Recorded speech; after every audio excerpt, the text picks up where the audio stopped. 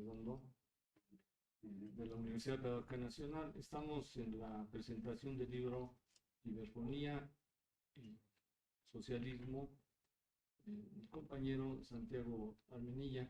Sí, es una actividad organizada también por el compañero Alfonso Vázquez, ¿no? Eh, de la presentación, bueno, a mí me gustaría, y bueno, ya lo dije con el ponente, con, con Santiago, que hiciera él mismo su presentación, ¿no? Ya, más o menos en qué términos, lo mismo en el caso de Alfonso. Entonces, soy breve, ¿no? Creo que lo importante está por venir. Me pareció muy interesante lo que estuve platicando con los compañeros, con mi compañero. Entonces, bueno, pues vamos a escuchar, ¿no? Adelante. Muchas gracias. Muy buenos días, muchas gracias a todos los estudiantes que nos acompañan el día de hoy en el auditorio C de la Universidad Pedagógica Nacional, también a todos aquellos quienes nos están viendo desde el canal oficial de YouTube de la universidad. Hoy tenemos el honor, como ya lo comentó el doctor Alfonso Lozano, de contar en esta casa de estudios con la presencia del doctor Santiago Armesilla Conde. El doctor Santiago Armesilla es politólogo por la Universidad Complutense de Madrid, también con estudios de economía, un doctorado también en ciencias políticas y la misma disciplina, y también un postdoctorado en Buenos Aires. Bueno, pero sobre todo él se ha, sobre todo, volcado a hacer una reflexión sistemática en torno al pensamiento de Marx, la cual ha plasmado en distintas obras. Una de ellas es La Vuelta al Revés de Marx.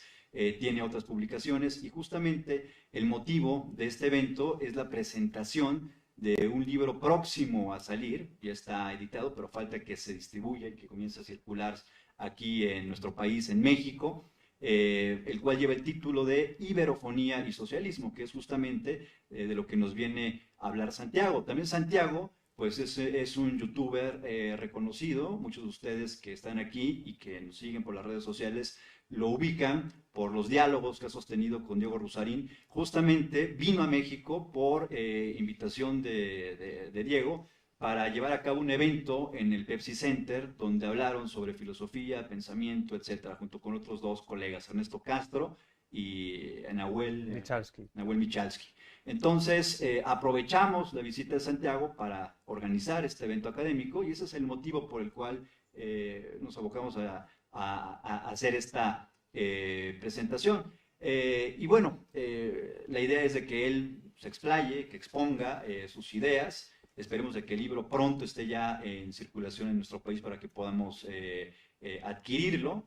No dudo que será un gran éxito, pero creo que nos convoca esta mesa de análisis, de reflexión, para considerar las propuestas que nos ofrece Santiago Armesilla respecto a la iberofonía y la relación que tiene con esta tendencia, corriente política, también corriente intelectual de pensamiento que es el socialismo, y para pues revisar de qué manera la propone y de qué manera lo está planteando para una realidad como la mexicana que a pesar de sus diferencias, de sus particularidades, asemeja también a los otros países de Latinoamérica o de Hispanoamérica, incluso también con España. Es lo que nos va a comentar aquí Santiago. Entonces, sin mayor preámbulo, le voy a dar el micrófono a Santiago para que pues desarrolle su exposición en 40, 50 minutos y al final tener la oportunidad también de un intercambio de preguntas a partir de lo que pueda suscitar su exposición, tanto para los miembros de la mesa como del propio público. Entonces, que Santiago, bienvenido a México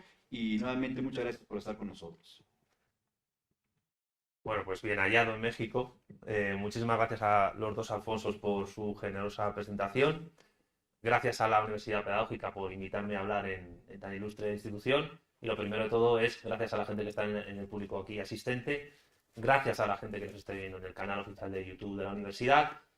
Y bueno, pido disculpas porque no he traído ningún ejemplar del libro porque todos se agotaron en el Pepsi Center. Es decir, nada más a acabar el acto con Diego, con Ernesto y con Nahuel, nos quedamos sin libros y de hecho pues acabé firmando libros de Ernesto Castro y de Diego Rucharín porque la gente no tenía mi libro para poder firmar. Cosas que pasan, ¿no? Pero bueno, Este es digamos, el primer ámbito académico formal en el que puedo presentar el libro y para mí es un auténtico honor hacerlo en México. El libro, que a partir de ya se puede encargar en las librerías Gandhi o Bill en México, o sea, a partir de ya mismo, saldrá oficialmente el 6 de octubre, tanto en España como en México, como en otros países, Perú, Uruguay, Chile, Colombia, etcétera. En Estados Unidos creo que también se va a poder conseguir. Y el libro, como bien han dicho mis dos colegas, pues se llama Iberofonía y Socialismo. Es un libro breve que se puede leer en 3 días, o en 4 o 5, si la gente pues quiere tomarse el tiempo para tomar apuntes o lo que sea. Y es mi séptimo libro, y en él pues digamos que se plasman diversas ideas o diversas líneas directrices. El libro tiene 3 partes. Una parte, digamos, más descriptiva e histórica, una parte central que es filosófica y económica, y una tercera parte que es geopolítica.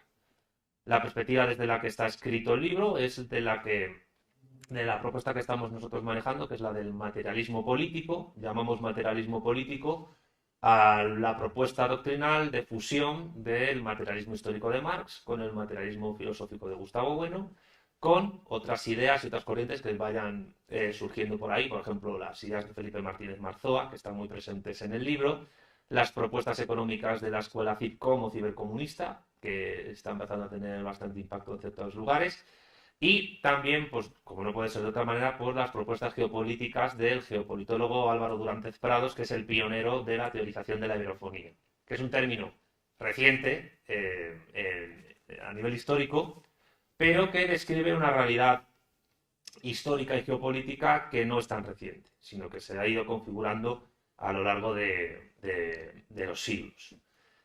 La primera pregunta que surge cuando alguien ve el título es ¿qué es eso de la iberofonía? Porque bueno, lo del socialismo pues puede ser algo que suene más a la gente, más que suene más al auditorio, pero ahora veremos cuál es la conexión entre una cosa y otra, teniendo en cuenta que el socialismo que nosotros proponemos es un socialismo materialista, pero que sin embargo no es incompatible con otras corrientes siempre y cuando no haya una fuerte colusión. Pero ¿qué es eso de la iberofonía? La iberofonía, que no iberosfera, que es un término distinto que se maneja desde ámbitos conservadores, liberal conservadores, atlantistas, cercanos a Vox, y que sitúan el centro de esa iberofonía en la península ibérica, injustamente y de manera idealista. Yo creo que es absolutamente errado esa forma de enfocar el asunto, porque el centro geográfico está aquí en América, entre América y África. La iberofonía, según Duránez Prados, en su obra voluminosa, que al mismo tiempo, voluminosa porque son 800 páginas de libro, que al mismo tiempo es una reproducción y ampliación de su tesis doctoral, la iberofonía es el término lingüístico o geolingüístico que describe al conjunto de naciones, pueblos y territorios que en los 5 continentes, es decir, América, África, Asia, Oceanía y Europa, conforman eso que se llama iberofonía, que es el conjunto de pueblos, territorios y poblaciones que hablan español y portugués. ¿Qué tienen en común y qué tienen de particular el español y portugués? Bien, hay muchas lenguas, y aquí vamos a ver la importancia de la lengua con la geopolítica, que son mutuamente comprensibles en el mundo. Por ejemplo, el croata y el serbio. De hecho, el serbo-croata se puede entender como una única lengua. El checo y el eslovaco. El ruso y el bielorruso. O incluso el ucraniano. El noruego, el sueco y el danés. Hay muchísimas lenguas que son mutuamente comprensibles en el mundo. Pero, a diferencia de estas otras lenguas, cuyo ámbito geográfico, geocultural y geopolítico es territorialmente muy limitado, muy pequeño, el español y el portugués tienen la enorme ventaja geopolítica y la importantísima característica de que son las lenguas universales, es decir, habladas en los 5 continentes, con mayor grado de intercomprensibilidad del mundo. Según varios lingüistas, cito en esto y cita Duránez Prados a la lingüista argentina Lía Varela, amiga personal mía además, y profesora de la UNTREF de Buenos Aires, el grado de intercomprensibilidad mutua del español y el portugués roza el 90%, 89, y pico. Evidentemente el portugués es una lengua que tiene más sonidos vocálicos que el español, porque todavía conserva muchos sonidos vocálicos de la raíz lingüística de ambos idiomas, que es el ibero-romance occidental, que se empezó a hablar en la península ibérica a inicios de la reconquista contra el Islam. Ya indico que la raíz o núcleo del mundo iberófono se da en la Edad Media en la cuenca del río Duero, que comparten tanto Portugal y España, las actuales Portugal y España, esa cuenca, y que tuvo como primer estado organizador el Reino de Asturias y posteriormente el Reino de León. De hecho, los fundadores tanto de Oporto como de ciudades castellanas fueron nobles asturianos. Por ejemplo, la ciudad de Oporto la fundó Vimara Pérez, que era un noble asturiano. El caso es que, aunque el español tiene menos sonidos vocálicos, A, E, I, O, U, una cosa muy simple, sin embargo, para un lusoparlante es muy fácil entender el español y a lo mejor para un hispanoparlante es un poco más complicado o más dificultoso entender el portugués, pero a nivel de lectura y a nivel de una simple exposición y prestación de atención, pues puede entenderlo prácticamente perfectamente. Y hay que tener en cuenta que el portugués, según la zona en la que sea, puede ser más comprensible o no. Yo invito a todos los presentes, puse de ejemplo esto en el Pepsi Center, a ver la televisión de Angola. En Angola hablan portugués y les puedo asegurar que se entiende perfectamente todo lo que se dice. Pues bien, el español es un idioma que actualmente, según los estudios del Instituto Cervantes, hablan en total, tanto personas que lo tienen como lengua nativa como segunda lengua, 560 millones de habitantes en todo el planeta.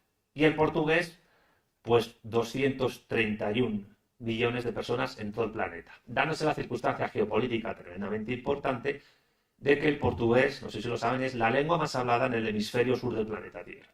Y no solo por Brasil, evidentemente por Brasil, pero ahí está Angola y ahí está Mozambique. Pues en total, el mundo iberófono son unos 861 millones de personas distribuidos en los 5 continentes. Lo que equivale a mucha población. Es decir, que probablemente, quizás para finales del siglo XXI o comienzos del siglo XXI, sobrepase los 1.000 millones de iberófonos.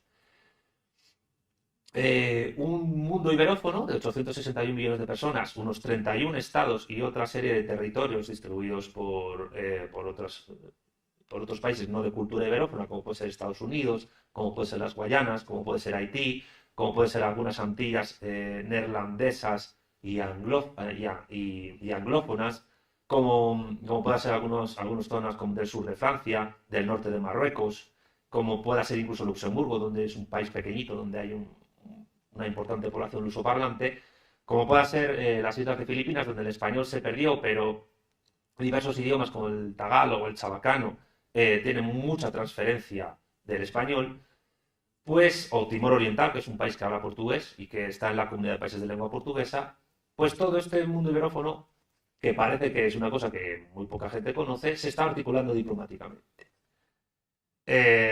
Pongamos el caso de que la comunidad de países de lengua portuguesa tiene entre sus miembros oficiales a países como Guinea Ecuatorial.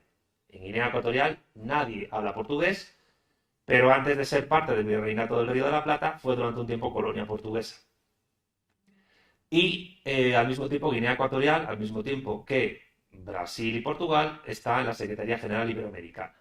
La Secretaría General Iberoamericana al mismo tiempo tiene una oficina dedicada a los países PALOP. PALOP es el acrónimo de Países Africanos de Lengua Oficial Portuguesa, que son 6, Angola, Mozambique, Santo Tomé y Príncipe, Guinea-Bissau, Cabo Verde y Guinea Ecuatorial, aunque no hablan portugués. Y al mismo tiempo la CPLP tiene como miembros observadores a Chile, Uruguay y Argentina. Evidentemente por contactos continuos con Brasil. Y si uno se va a la frontera entre Brasil y Argentina, el contacto de las dos lenguas es constante. Lo mismo que ocurre en la frontera entre España y Portugal, por cierto, que se llama La Raya, al igual que la frontera entre Argentina y Brasil se llama La Raya. Pues bien, la cuestión es que a nivel histórico, este mundo iberófono, esta realidad civilizatoria iberófona, civilización no reconocida como tal, se construye históricamente, y seguimos aquí la metodología materialista de Gustavo Bueno, con una raíz, con un curso y con un cuerpo. Esa raíz, como digo, será en la Edad Media, a nivel lingüístico, en la reconquista contra el Islam, en el Reino de León, que sería el epicentro, en la cuenca del río Duero.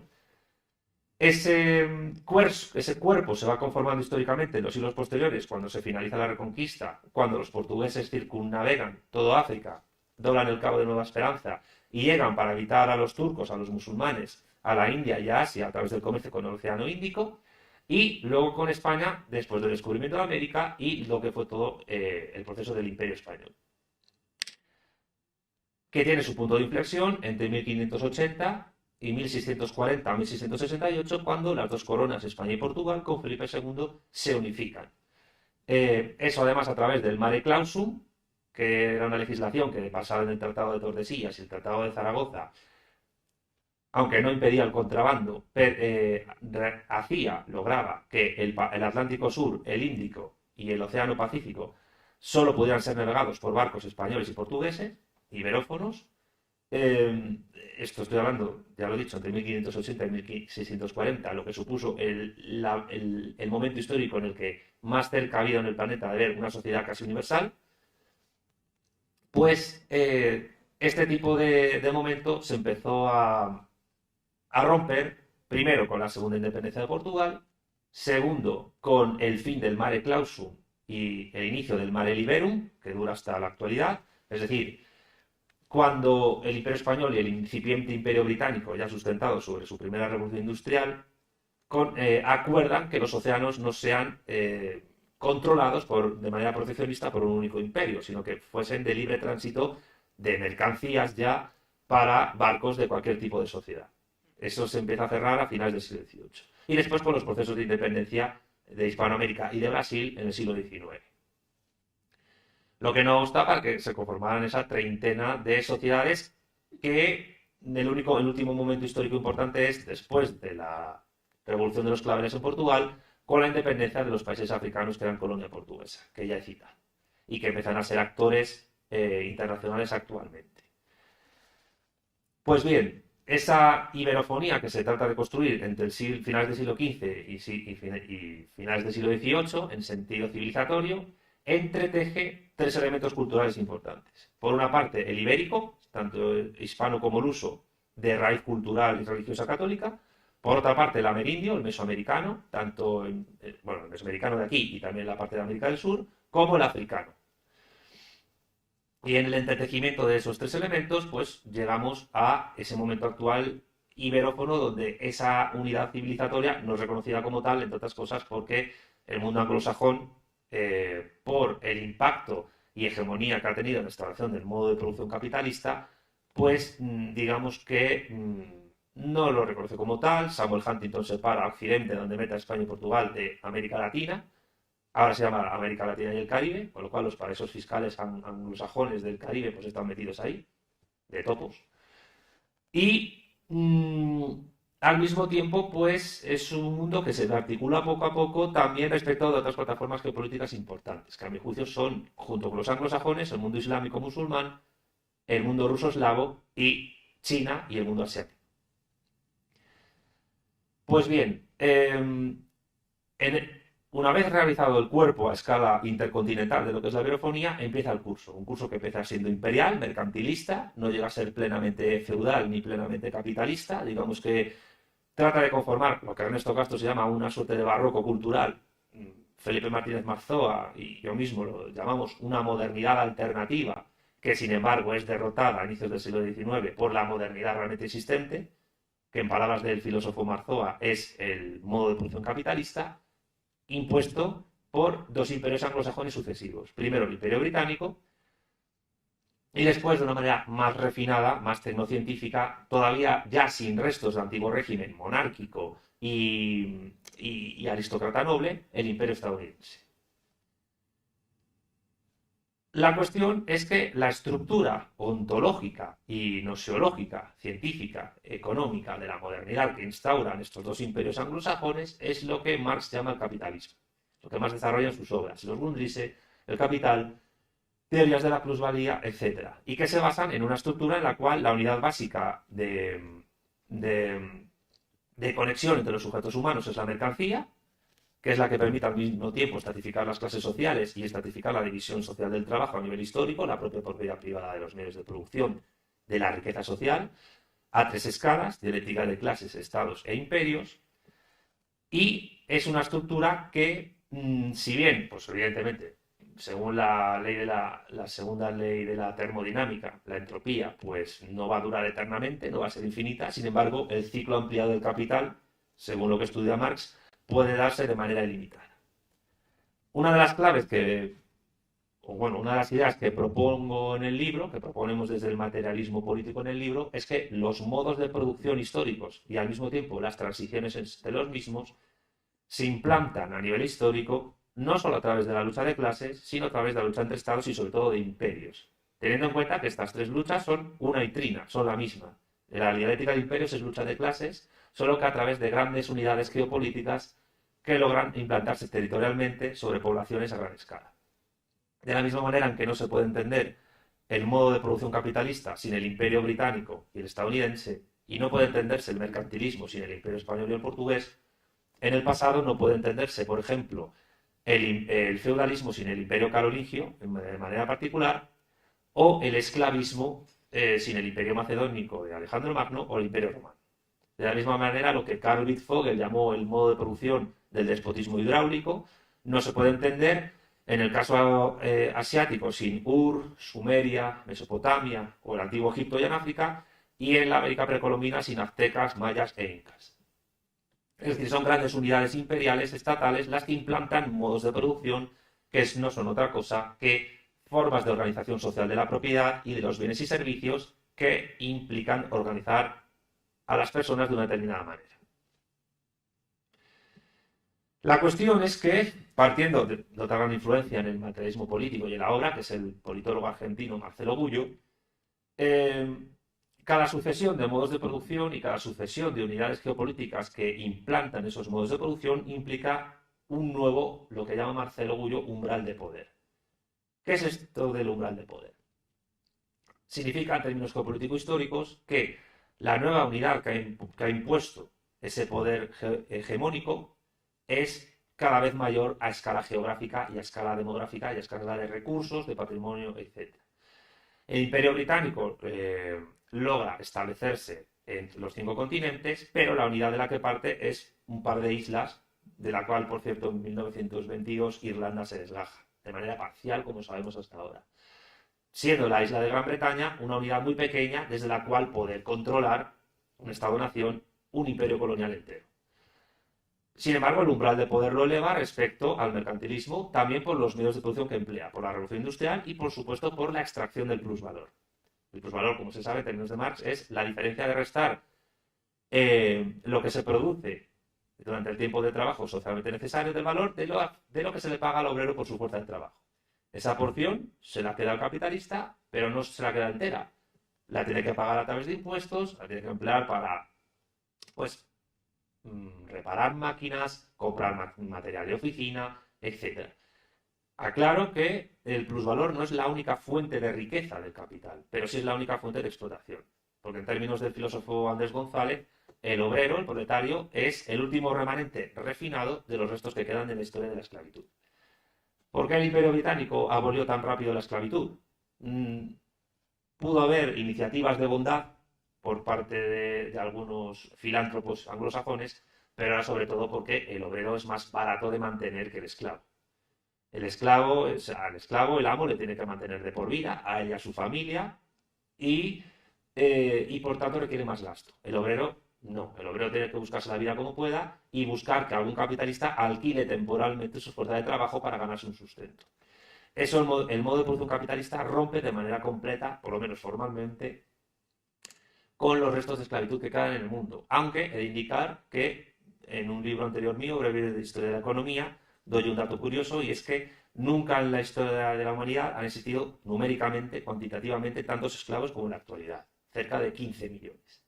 Sobre todo esclavos sexuales o gente que pertenece a otros de manera legal mediante deudas. Supuestamente el último país que abolió legalmente la esclavitud fue Mauritania, pero sigue existiendo en el África subsahariana, en el mundo musulmán y en el sudeste asiático y en la India gente que se dedica informalmente a la esclavitud. Seguramente haya muchos más. Pero la cuestión es que esto es curioso, nunca el Imperio Romano tuvo tantos esclavos como existen en la actualidad.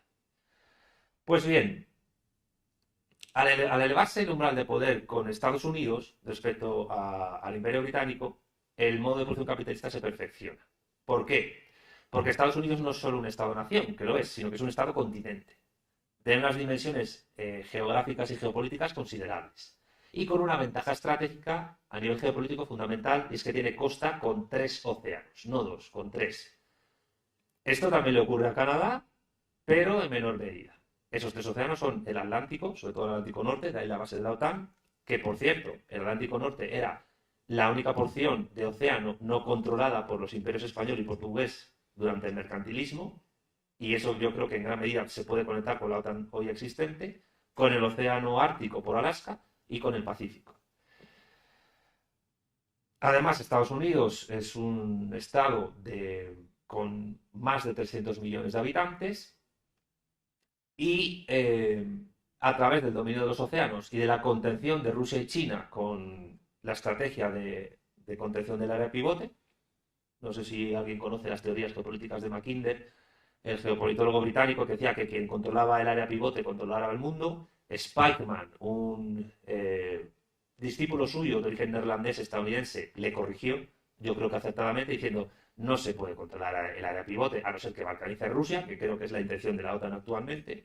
Lo que hay que hacer es contener a Rusia y a Eurasia mediante la inestabilidad de la media luna que la rodea, que va de los países bálticos, Estonia, Letonia y Lituania, hasta el sudeste asiático actual, donde está la ASEAN, pasando por Ucrania, Medio Oriente, subcontinente indio.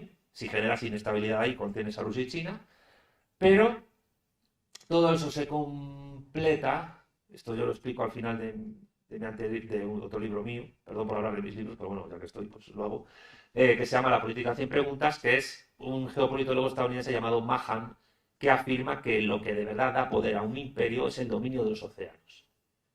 Y el Estados Unidos hoy día tiene la marina más grande del mundo, reactivada hace poco, y ello les permite controlar el Pacífico y el Atlántico y a través del AUKUS, de su alianza con Australia y Nueva Zelanda, también el Antártico y el Océano Índico.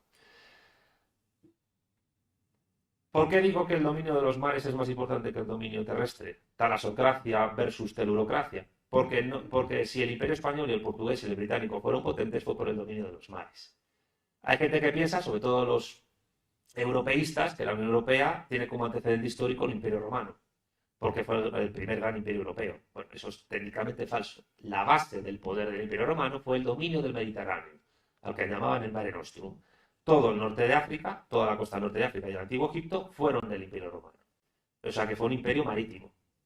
Lo que pasa es que después del descubrimiento de América, digamos que la porción de océano más importante pasó a ser el Atlántico y no el Mediterráneo, algo que repercutió negativamente en los musulmanes y en los turcos sobre todo a la hora de convertirse en un hegemón geopolítico. Y si los romanos no avanzaron más hacia el sur es porque estaba el Sáhara, o sea, por motivos, digamos, climáticos evidentes. Pues bien, la cuestión es que teniendo en cuenta todo esto y teniendo en cuenta cómo la estructura de la modernidad capitalista se ha estructurado a través de esa triple dialéctica de clases, estados, imperios, es evidente que Estados Unidos ha elevado el umbral de poder de manera considerable respecto al proceso histórico anterior.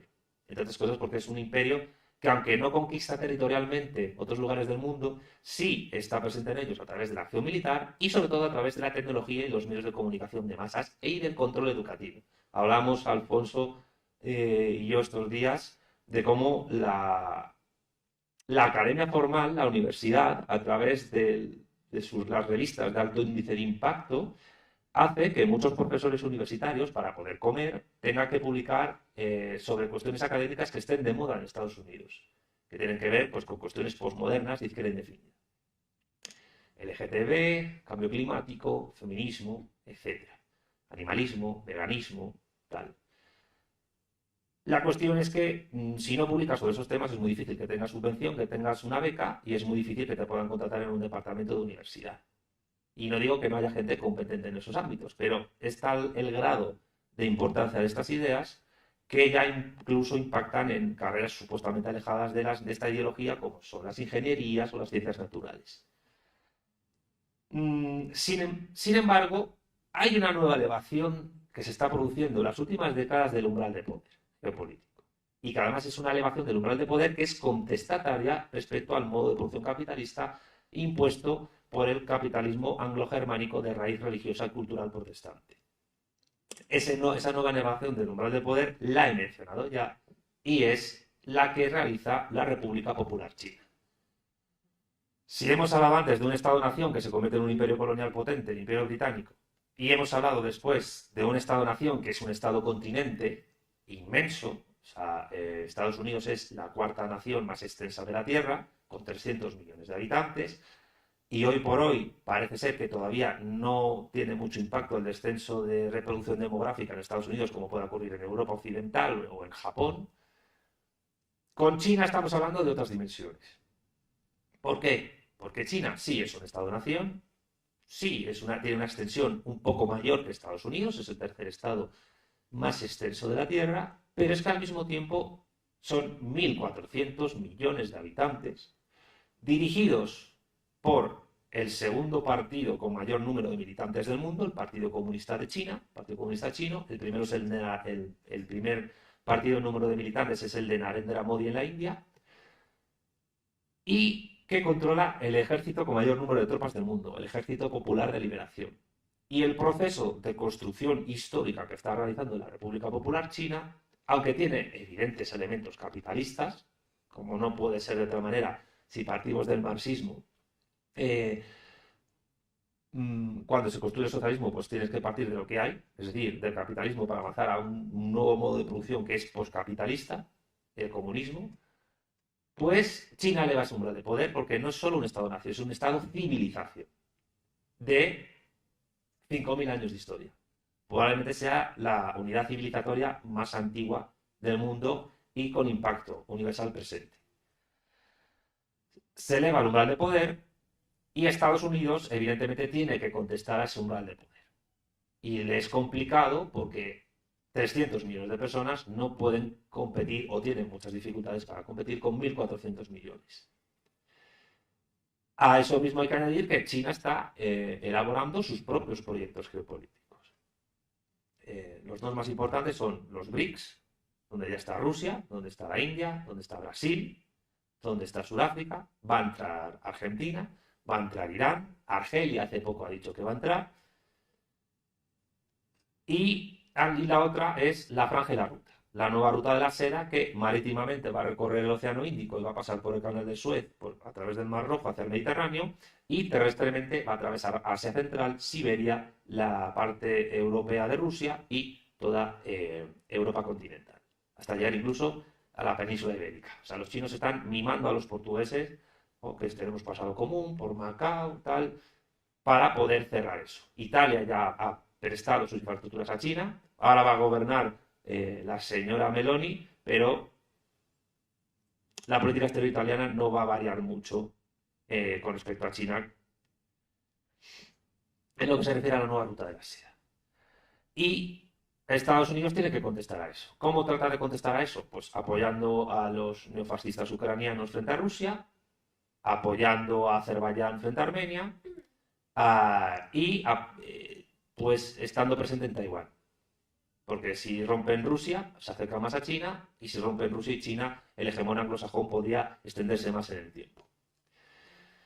Pues bien, la elevación del umbral de poder implica que desde una perspectiva materialista política es inviable pasar a un nuevo modo de producción postcapitalista desde unidades geopolíticas pequeñas o medianas, o incluso meramente continentales a poca escala. Tienen que ser unidades civilizatorias. Esas unidades civilizatorias, según un artículo que yo publiqué hace tiempo en las plataformas continentales, son 5. Ya los he dicho: el mundo anglosajón, el mundo eslavo, el islam, el mundo asiático con China al frente, y eso que se llama mundo iberófilo, que no se circunscribe solo, aunque es una parte importante del mismo, eso que se llama América Latina. Es decir, los países del continente americano que hablan lenguas romances, lenguas derivadas del latín, español, portugués y en menor medida el francés, por Haití. Habría que discutir si cree que es América Latina o no, y eso que se llama América Latina se solapa con eso que se llama Iberoamérica, que es un término más o menos similar. Pero la cuestión es que la iberofonía va más allá. Incorpora, como otra parte del corazón de esa misma unidad civilizatoria, al mundo africano que habla español y portugués, y que son unos 70 millones de personas en 7 estados. Y evidentemente la parte central de esa organización política o geopolítica tiene que estar entre América y África. No puede estar ni en España, no puede estar en Portugal, no puede estar en ningún otro sitio. Tiene que estar entre América y África. Y particularmente, la parte final del libro, yo hago un análisis geopolítico de distintas unidades que conformarían esa base iberófona por orden de importancia demográfica, poblacional, recursos, etc. Que serían Brasil, México, el cono sur, que está alrededor de la cuenca del Río de la Plata, que es una cuenca a nivel geopolítico muy interesante de estudiar, porque baña 5 capitales de estados, es decir, Buenos Aires, Montevideo, Asunción, Brasilia y Sucre, que tiene cocapitalidad con La Paz en Bolivia, y la ciudad más importante a nivel de negocios de toda América del Sur, que es Sao Paulo. La otra unidad sería, pues, la América Andina, luego la región del Caribe, Iberoáfrica, Iberoasia y la Iberofonía Europea, España, Portugal y Andorra. Andorra, que la lengua oficial es el catalán, pero el idioma más hablado es el español y el segundo idioma más hablado es el portugués, por inmigración, trabajadores portugueses que se van a Andorra a trabajar.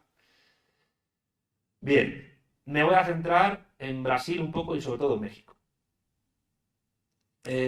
Brasil, por cuestiones de dimensiones, es evidente que es el país gran atractor del resto del mundo iberófono. ¿Por qué? Porque tiene frontera con un montón de países hispanoparlantes y porque es el puente de conexión entre esos países hispanoparlantes y África, y el África lusoparlante sobre todo. Para dar un dato, yo, para bien o para mal, pues soy youtuber, como de eso, y si uno ve youtubers africanos de Angola y Mozambique, su referente cultural no es el resto del África subsahariana, no es Sudáfrica, no es Botswana, no es Namibia, es Brasil. De hecho, Brasil en el ámbito lusoparlante le ha ganado de calle a Portugal como líder de la comunidad de países de lengua portuguesa. Que es verdad que Portugal se ha gastado mucho dinero en ello, pero es que Brasil es un mastodonte. Sin embargo, es un mastodonte que tiene muchos problemas sociales, muchos problemas político-económicos, que ahora en las elecciones que va a haber para esta semana yo creo que se van a plasmar. Y al igual que México, es un país con unos contrastes de desigualdad social muy extremos, con una burguesía heredera de los banderantes portugueses muy pronunciada. Y que al mismo tiempo, más que interesado en la integración regional, parece interesado desde el Itamaraty, que es su ministro de Relaciones Exteriores, en convertirse en un poder global por sí solo. Pero que le cuesta. De hecho, hay una frase en Brasil que se llama que somos el país del futuro que nunca llega. Pero, sin embargo, tiene una importancia fundamental, pareja a la de México. En el capítulo que dedico a las 3 regiones geopolíticas de la iberofonía, a México lo llamo el gigante mutilado. Con perdón. ¿Por qué? Por más de la mitad de su territorio que perdió después del Tratado de Guadalupe Hidalgo. Partiendo de la idea de que solo desde las grandes unidades geopolíticas se puede implantar un modo de producción determinado, y teniendo en cuenta además de que hay una propuesta de socialismo en el libro que parte de Marx, de Marzoa y de la propuesta cibercomunista que permitiría, a través de la tecnología, bajo el control de la clase obrera, organizar a gran escala geopolítica grandes unidades de transferencia de información económica, que no solo son los precios comerciales, por mucho que digan en la escuela austríaca, son los precios, son los costes de producción, es la información física de las mercancías que se distribuyen alrededor del mundo. Y que, por cierto, abro un pequeño paréntesis, la prueba de esto es que, no sé si ustedes han oído hablar de la Organización Mundial de Aduanas. La Organización Mundial de Aduanas, que tiene su base en Bruselas, y que curiosamente, antes de existir esta organización, había hasta 5 o 6 sistemas aduaneros en el mundo, y después de la caída de la Unión Soviética solo existe uno, curioso, pero no deja de ser relevante. Este sistema armonizado de definición y codificación de mercancías que establece la Organización Mundial de Aduanas es la que permite clasificar merciológicamente, en términos de Marx, el valor de uso de todas las mercancías del mundo, desde elementos biológicos hasta los elementos químicos de las mercancías. O sea que cuando uno va a las aduanas, todo el personal que trabaja en aduanas maneja esa codificación para clasificar lo que llega a un estado. Lo que llega a un Estado en sentido de mercancías, de bienes y servicios que en el capitalismo se llaman mercancías. Pues bien, eso también es información económica. Y esa información económica, a través de las propuestas cibercomunistas o cibersocialistas, pueden y obligan a hacer una nueva crítica de la economía política tal y como se ha desarrollado hasta ahora, que se basa en la falsa idea de la soberanía del consumidor, en el individualismo metodológico y en los esquemas estáticos de la economía neoclásica, como el equilibrio general, la caja de Edgeworth, etcétera, que no tienen ningún fundamento empírico porque no hay equilibrio general directamente. Entonces, partiendo de la base de que según el marxismo, el comunismo es la superación del Estado como elemento estructural de opresión de la clase burguesa sobre la proletaria, y teniendo en cuenta que una clase y otra, aunque están en conflicto mutuo, dependen mutuamente entre sí para existir, por la propia mercancía, para poder superar el modo de producción capitalista, los procesos de transformación social postcapitalistas tienen que partir de grandes unidades geopolíticas. Y esto, en parte, lo entendió la Unión Soviética, aunque cayó, y lo está entendiendo China. La cuestión es, ¿puede organizarse a una escala iberófona un movimiento postcapitalista intercontinental, respetando la existencia de las naciones existentes, su integridad territorial y su soberanía? Pues partiendo de la tecnología existente y teniendo en cuenta este panorama geopolítico histórico que yo he descrito, yo diría que sí se puede. Y así se puede es una frase que no me gusta porque es un poco podemita, pero bueno, la digo para que nos entendamos. Pero es viable. Es viable y se puede construir. ¿Por qué aquí México es importante? ¿Y por qué es importante que yo presente el libro en México? Porque como gigante mutilado que es, sin embargo, es un gigante mutilado con un gran potencial. Está muy cerca de Estados Unidos, nosotros estamos demasiado cerca de Alemania, Francia e Inglaterra, cada uno tiene sus vía crucis, pero la apuesta que nosotros tenemos es que el gran enemigo geopolítico de Estados Unidos no es ni China ni Rusia. Evidentemente, por cuestiones de proyecto global, de proyecto político, de proyecto económico y de proyecto geopolítico, geoeconómico y geocultural, China es el gran enemigo hoy día de Estados Unidos.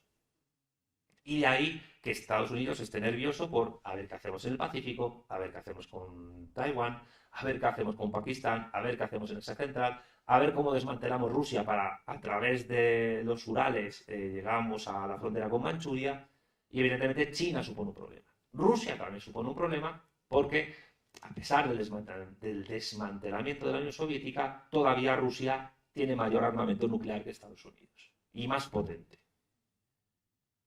Pero, a medio y largo plazo, sobre todo a largo plazo, el gran enemigo geopolítico del capitalismo anglo-germánico protestante estadounidense es México. Por cuestiones demográficas y por cuestiones de peligrosidad. O sea, el más peligroso enemigo geopolítico de cualquier estado siempre es el vecino. Bueno, esto pasa en una comunidad de vecinos, porque si te toca un mal vecino, pues ya la tienes liada para el resto de los restos mientras pague la hipoteca. Pero a nivel geopolítico también ocurre. Es decir, el mayor enemigo geopolítico de México es Estados Unidos y el mayor enemigo geopolítico de Estados Unidos es México. Y como la historia de todas las naciones en gran medida se define por con quién tiene la frontera, hay que tener en cuenta pues que se puso una frontera entre ambos estados en un momento determinado, pero la frontera real son los propios trabajadores hispanos, mexicanos y de otros países iberófonos, cubanos, puertorriqueños, guatemaltecos, etcétera, colombianos que están en Estados Unidos, que beben de otras tradiciones culturales, políticas, sindicales, etcétera. Y es verdad que muchos se adecúan a la cultura anglosajona y pierden el idioma para buscarse la vida, para poder trabajar. Sin embargo, pasa un poco como en Filipinas, aunque pierdan el idioma, siguen siendo iberófonos. La cuestión es, ¿cuándo se produciría el punto de fricción, que no se puede saber porque es futuro? ¿Cuándo se produciría el punto de fricción definitivo entre Estados Unidos y México? Cuando la ventana de oportunidad que abre el umbral de poder que China ha elevado en esta Segunda Guerra Fría pueda ser aprovechada por un movimiento iberófono socialista que diga Estados Unidos acabó. Porque mientras Estados Unidos sea el hegemón y tenga el poder que tiene, poco hay que hacer. Pero en este siglo, por lo menos, digamos, hasta mediados del siglo XXI, que es cuando en 2049 supuestamente China podrá proclamar somos los nuevos amos del mundo, porque será el aniversario, el centenario de la proclamación de la República Popular China por Mao Zedong, es cuando esa ventana de oportunidad se abre aquí. Y en esa ventana de oportunidad, pues nosotros como españoles creo que deberíamos contribuir en vez de someternos a la Unión Europea, pero nunca como líderes, sino como ayudaros a vosotros y apoyarnos. Porque digamos que el liderazgo estaría sobre todo en México y en Brasil, sin dejar de darle importancia a la cuenca del Plata, por una cuestión que yo he descrito a nivel pues, de la cuenca fluvial del río y de la conexión de las capitales. Y esa unificación puede ser postcapitalista porque la propia tecnología que desarrolla el capitalismo lo permite, porque todos los modos de producción empiezan a incubarse en modos de producción anteriores. Las primeras unidades económicas capitalistas surgen en la Baja Edad Media Europea Central, incluso los propios primeros experimentos capitalistas surgen en ese momento. La Liga Hanseática, supongo que la habrá dado usted en alguna clase, pues fue el primer experimento de unidad mercantil capitalista que existió en la historia. Pero todos los modos de producción se implantan por ensayo y error. Con lo cual, la caída de la Unión Soviética es el fin de las tesis del materialismo histórico de Marx.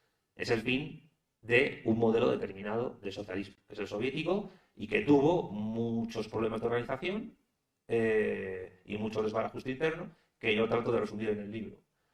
Pero no es el fin de ningún tipo de propuesta socialista, porque entre otras cosas el socialismo como propuesta histórica, y voy terminando, se puede encontrar en muchas sociedades de la antigüedad, incluso en la propia Biblia. Incluso pongo versículos de la Biblia para probarlo en el libro. En definitiva, esta es la propuesta del breve libro Iberofonía y Socialismo, que yo espero que les resulte interesante y que espero que pueda servir para comenzar a trabajar conjuntamente en una vía postcapitalista, siendo yo materialista, ustedes pueden ser creyentes, pero bienvenidos sean, no pasa nada, que dé carpetazo definitivo a el hegemón capitalista anglosajón que desde hace 200 años es el que de verdad nos ha mantenido a todos sin saber lo que somos realmente de nuestro potencial. Y ahora quizás es el momento de ejercer nuestro modo de estar para intervenir en la historia universal de una manera contundente. Y bueno, con esto acabo. Gracias por escucharme.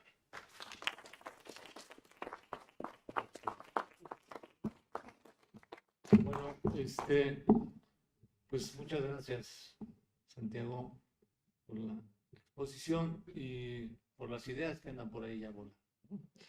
Que vamos a tratar de materializar, ¿verdad? Desde esta perspectiva. Vamos a entrar a una ronda de preguntas, no sé, yo quería hacer algunas, digamos, comentarios, ¿no? Pero no sé si a lo mejor primero escuchamos las preguntas. No, primero tú, luego yo. Sí, bueno, miren, comentarios sobre esto, ¿no? Algo que les decía a Santiago y a la compañera y al mismo Alfonso que, bueno, al tocayo, ¿no?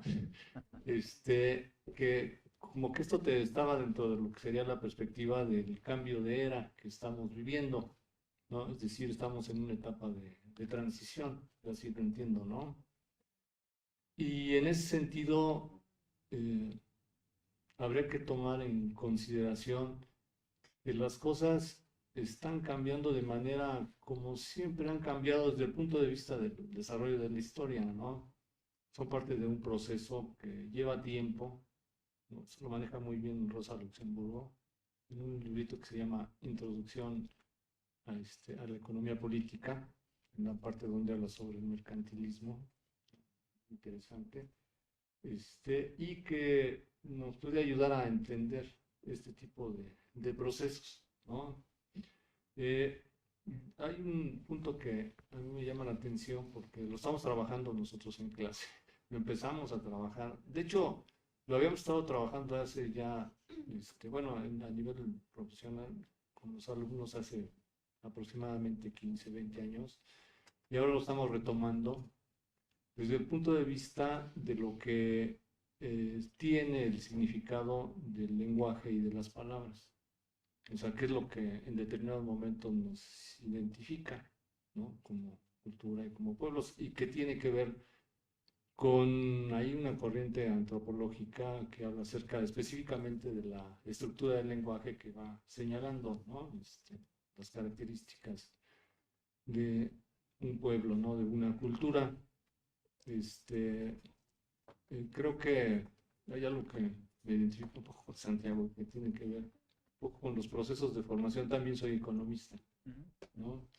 Y algo de lo que señaló él, pues está muy presente.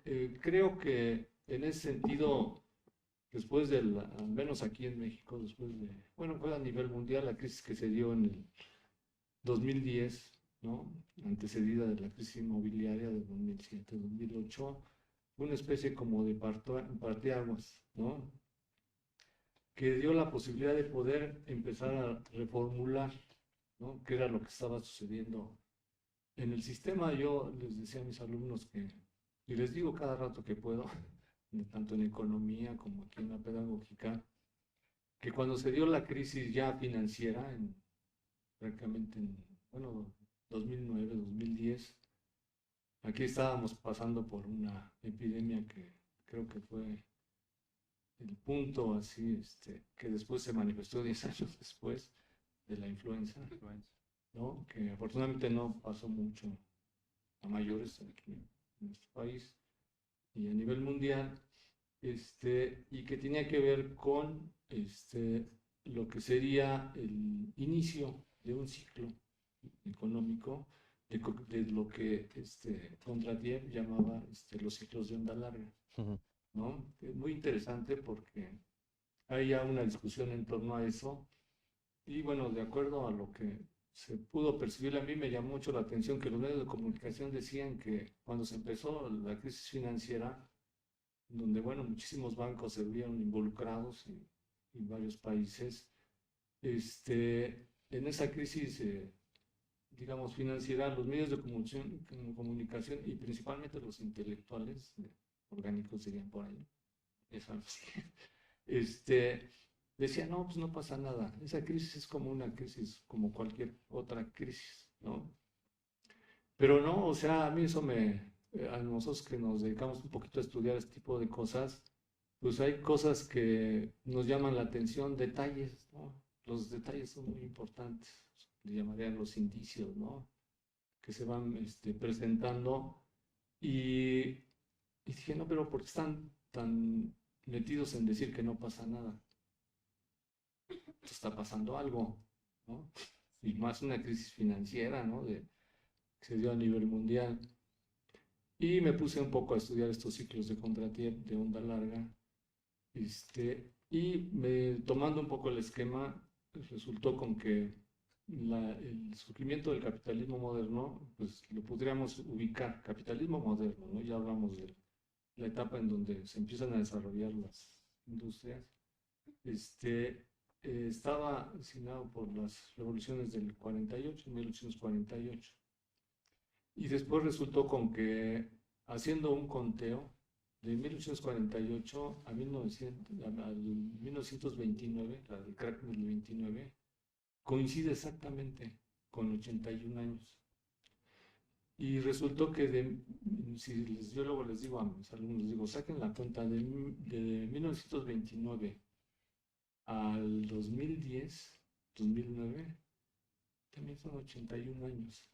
O sea, los ciclos que planteaba Kondratiev, que él hablaba de 4 ciclos económicos de onda larga del capitalismo, ahora resulta que son 3 en esta última fase, ¿no? Y estamos viviendo lo que sería la parte que les digo, definiría como la etapa de la decadencia del capitalismo. Les decía yo, hace una semana, veía yo en la Facultad de Economía que decían la crisis actual del capitalismo. Y decía, es que eso ya está obsoleto, les digo, porque ahorita ya no estamos, las crisis actuales del capitalismo están dentro de una etapa de decadencia, ¿no? Pero lo fundamental es la decadencia. ¿Y qué implica hablar de una decadencia? ¿Cuándo se está en una etapa de decadencia? Cuando las cosas empiezan a empeorar. y ya no pueden mejorar. Pero es un proceso largo, ¿no? Y luego les decía, miren, después de la decadencia, ¿qué viene? Viene la extinción, ¿no? Así en términos de un bloque. Y les decía, y coincidió, aquí están aquí algunos de mis alumnos, coincidió que en esos días falleció la reina de Inglaterra. Y bueno, pues nadie quería asumir el trono. Está en un proceso de extinción, o sea, como se extinguieron otras etapas y otras especies, ¿no?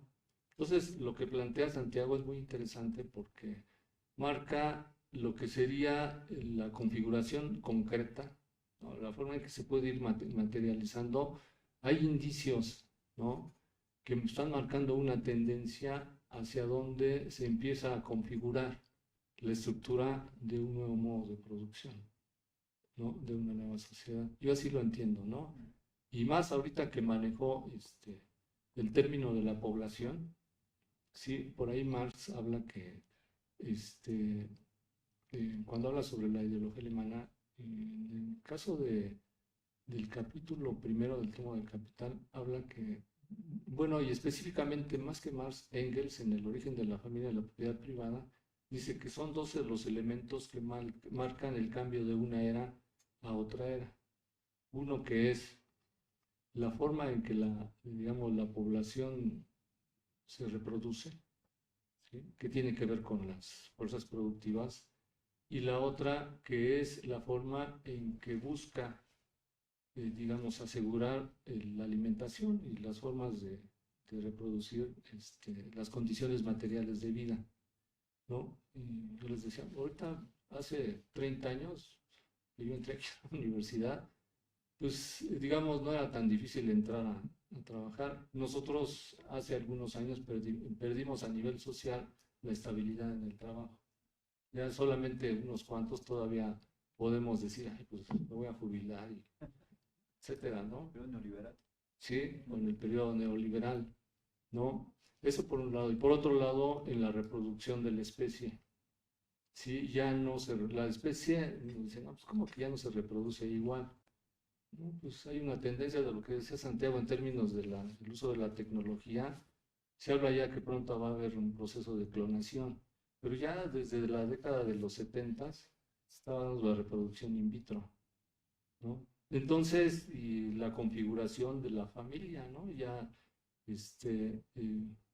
la familia tradicional también ya prácticamente no existe, más bien no, existen familias de otro tipo de características, es la mayoría, ¿no?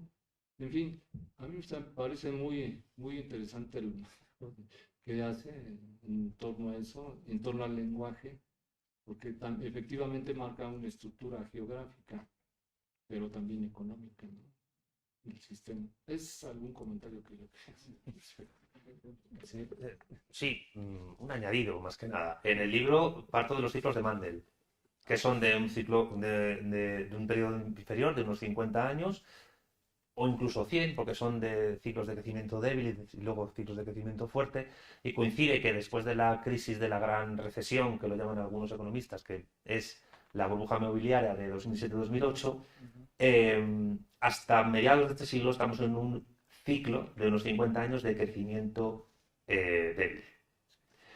Sí, y la cuestión es que es precisamente en este momento cuando se abre ese umbral de poder de cambio, de transformación, que se da una escala de umbral de poder mayor, civilizatoria.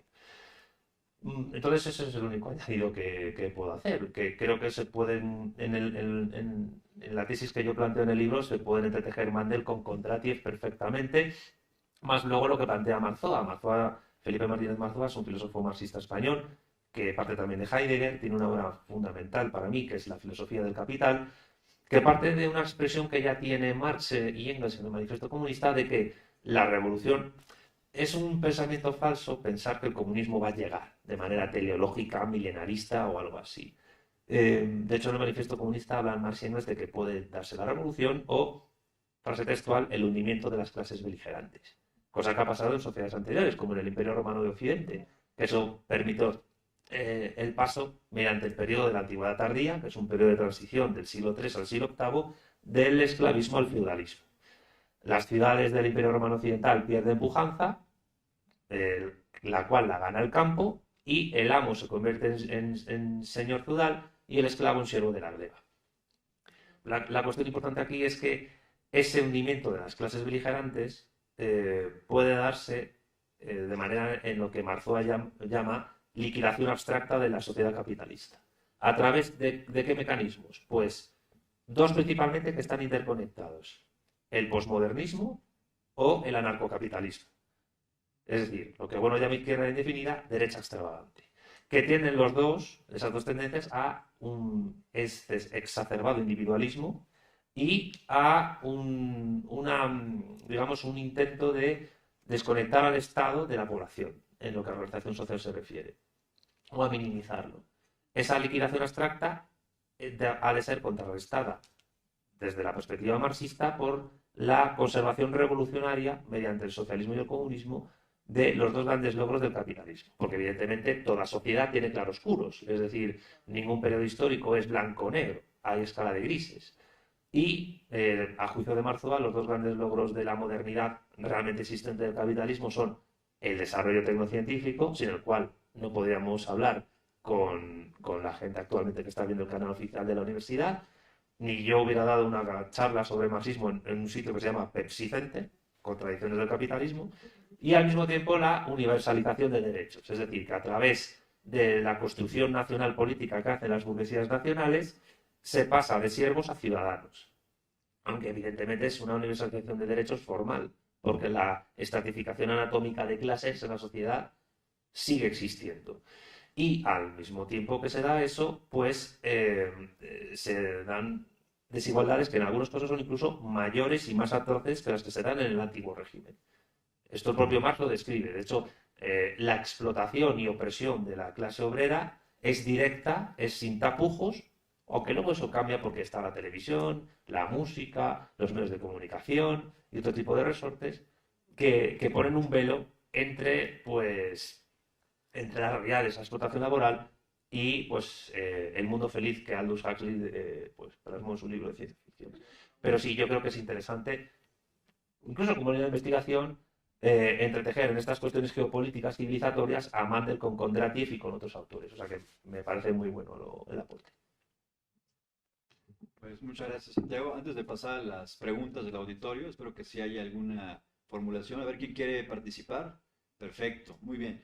Antes de pasar al auditorio, me gustaría también hacer, al igual que mi colega, tocayo Alfonso Lozano, unos cuantos comentarios o preguntas. Me parece sumamente interesante todo el planteamiento que hace Santiago en su libro, que también lamento que no podamos haberlo leído todavía, ¿verdad?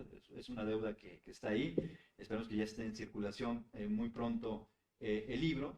Pero bueno, lo importante de tu exposición y del análisis que haces en el libro es la conciencia importante, la conciencia geopolítica de una lengua. Cuando escucho iberofonía, yo desconocía el término. O sea, desde luego que sí lo asocias con Iberia, España. Se me hace a mí una especie de una categoría que remite a un hispanismo sonoro. Y tú reconociste en la exposición que es un término reciente, recién acuñado, que se confunde quizá con iberósfera, que es el planteamiento que hacen algunas tendencias y corrientes políticas de derecha en España. Tú identificaste particularmente a Vox. Y creo que ahí está un punto que puede ser sometido a la discusión, al diálogo, al análisis. Tú replanteas y acuñas esta idea de iberofonía justamente por la ligazón entre el mundo portugués y el mundo hispánico, por un lado, y también por estos territorios que la mayoría de los hispanohablantes desconocemos, de que existen en África, y las cada vez más similitudes o semejanzas que se tienen con Portugal, con Brasil, etcétera, ¿no? Pero, por ejemplo, hay un espacio de iberofonía o de ámbito hispanoparlante en territorios tan difíciles de concebir para nosotros como latinoamericanos, como hispanoamericanos, como Mozambique o Angola. Aunque sabemos que hubo una colaboración entre la Revolución Cubana y Angola en el contexto de la liberación del apartheid en Sudáfrica, pero no lo desarrollamos de manera sistemática. Y aquí la cuestión es, ¿por qué no recuperar el término Hispanoamérica o hispanoamericanismo? Ya sé que recuperándolo se omite quizá a estas regiones como Mozambique, Angola, etcétera, pero digo, es un término que sobre todo se proyectó en el finales del siglo XIX, principios del siglo XX, tuvo aquí, al menos en América, un importante impacto a través del pensamiento de José Enrique Rodó, en el Ariel, toda la generación universitaria de los 20 lo recupera, Fidel Castro, Manuel Ugarte en Chile, José Vasconcelos en México, que a su vez forma a Raúl Aya de la Torre y funda el aprismo en Perú, y que eso se mantiene hasta el 59 y quizá ahí es con la Revolución Cubana cuando se da el corte con esa tradición del pensamiento hispanoamericano y cuando comienza a proyectarse la idea de un ideal o de un proyecto latinoamericano o latinoamericanista, que después se llevó a sus extremos y ya es algo completamente diferente a lo que se planteó en ese momento, ¿verdad? Pero ahí está un punto que sería interesante que aquí lo reflexionáramos. ¿Por qué no hablar de hispanoamericanismo, reactivar el concepto de Hispanoamérica, replantear la cuestión hispanoamericana en lugar de este nuevo concepto de iberofonía?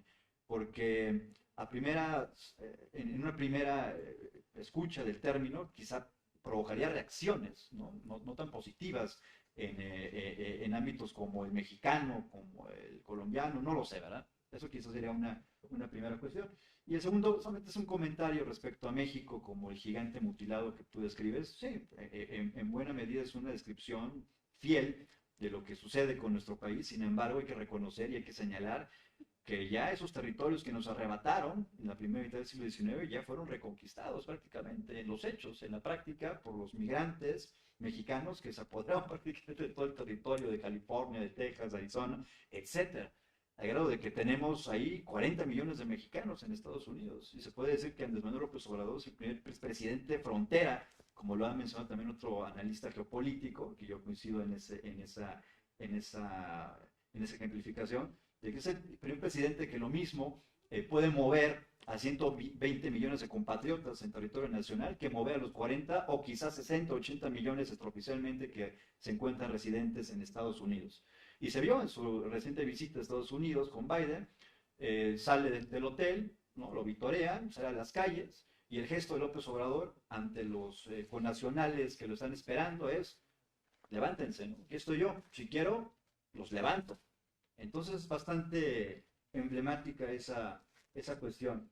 Pero bueno, creo que es importante comentar tu libro, Santiago, y espero que esta sea la primera de muchas otras aproximaciones, comunicaciones, diálogos que podamos sostener aquí y con los estudiantes y jóvenes universitarios en México. Entonces, eso solamente, Santiago, para que tú lo expongas también y después ya pasamos a las preguntas del auditorio. Bueno, empezando por el final, yo estoy a su entera disposición, todos los que están aquí como los que están escuchando, para cualquier tipo de profundización, ampliación. Esta obra no es un final, es un punto de partida para avanzar. Dicho esto, ahora empiezo por el comienzo, y creo que es fundamental esta aclaración, y qué mejor que México para decirlo. El proyecto de la iberofonía socialista es anti-Vox, radicalmente anti-Vox, es decir, nada de que España pueda recuperar alguna... Es que eso es como el Imperio Romano, eso no va a volver. Eso es imposible de que regrese. Pero, ahora bien, se pueden aprovechar los témpanos flotantes de aquel naufragio para hacer algo nuevo. Y el liderazgo, que ya ocurrió en la época del Imperio Español, que estaba en el Virreinato de Nueva España, puede estar aquí perfectamente con su importancia en América del Sur. Pero es un proyecto literalmente anti-Vox, es decir, nadie que pueda defender una iberofonía socialista va a alinearse con Javier Milei. O sea, es inviable. Además es un señor anarcocapitalista que, con perdón, quiere cogerse a su hermana. O sea, no.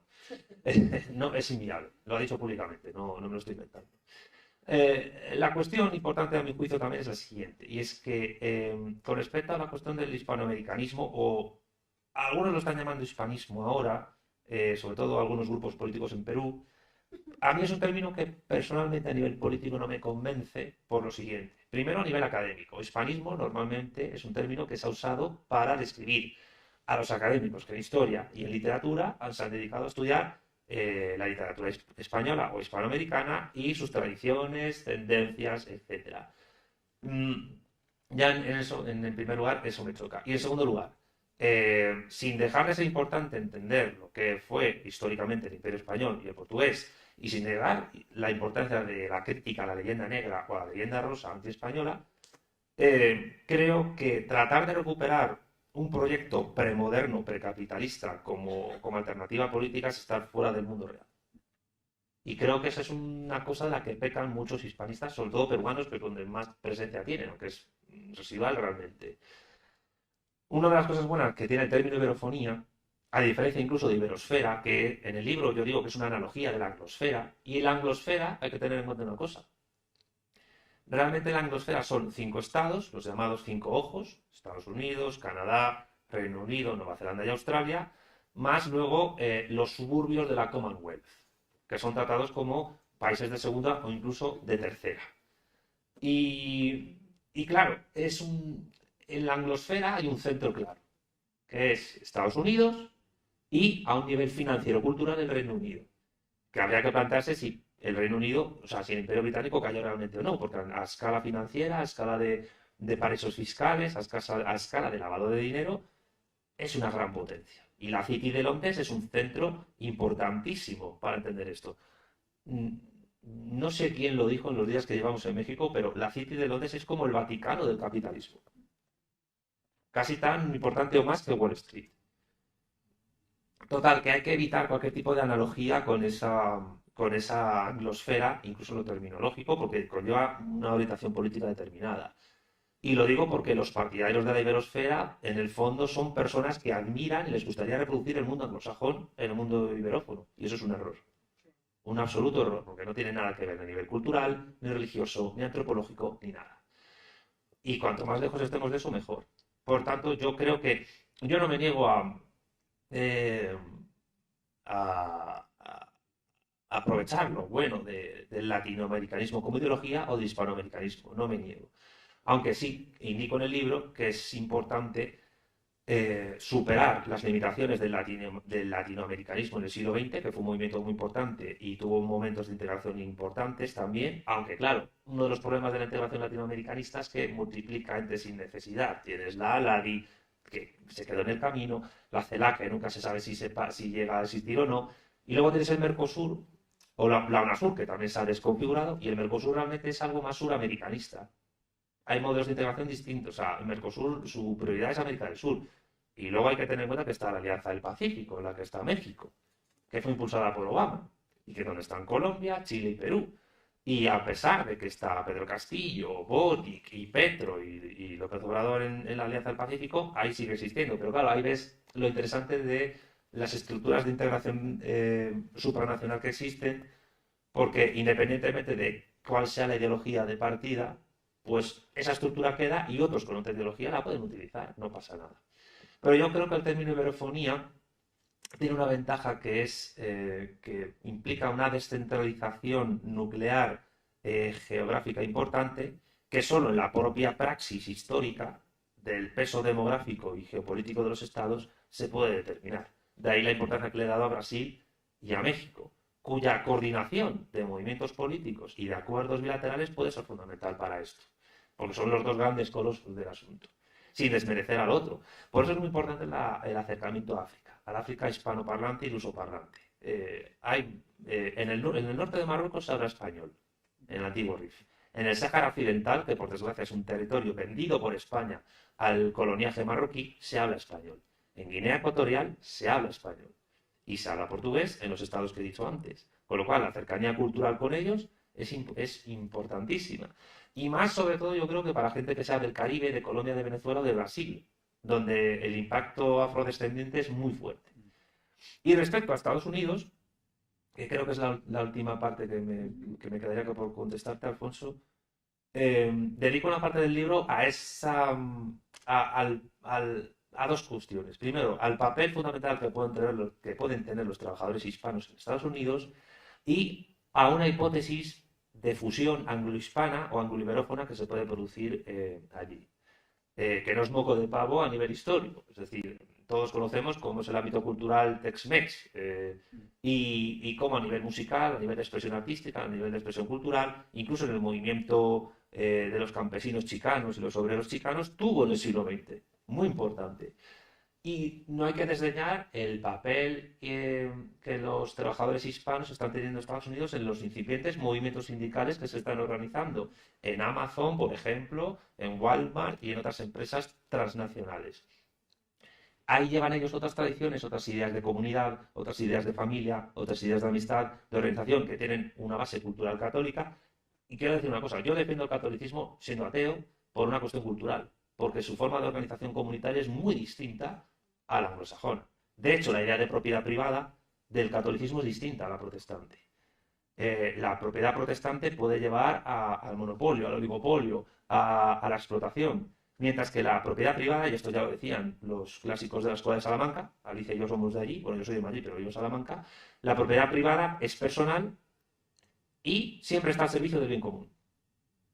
Y eso implica que es necesario combatir a la apropiación que los liberales están tratando de hacer de las ideas de los escolásticos de Salamanca. Recomiendo siempre que doy este tipo de charlas un libro del economista español Daniel Marín que se llama Destapando el liberalismo, la escuela austríaca nos nace en Salamanca.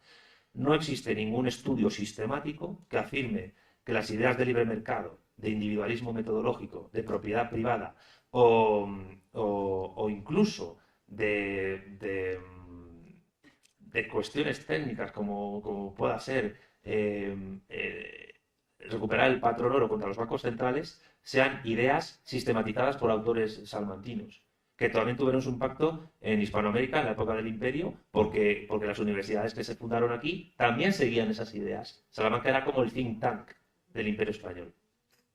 Pues bien, yo creo que todo ese melting pot ibérico-católico, amerindio y africano ha permitido construir una unidad civilizatoria que si quiere tener, a mi juicio, a nuestro juicio, al del materialismo político, una oportunidad en estos ciclos económicos, solo puede ser una oportunidad realmente postcapitalista, donde el desarrollo tecnocientífico y la universalización de derechos que se ha producido en esa modernidad capitalista no derive a un nihilismo abstracto postmoderno o anarcocapitalista que nos pueda llevar a una descomposición social.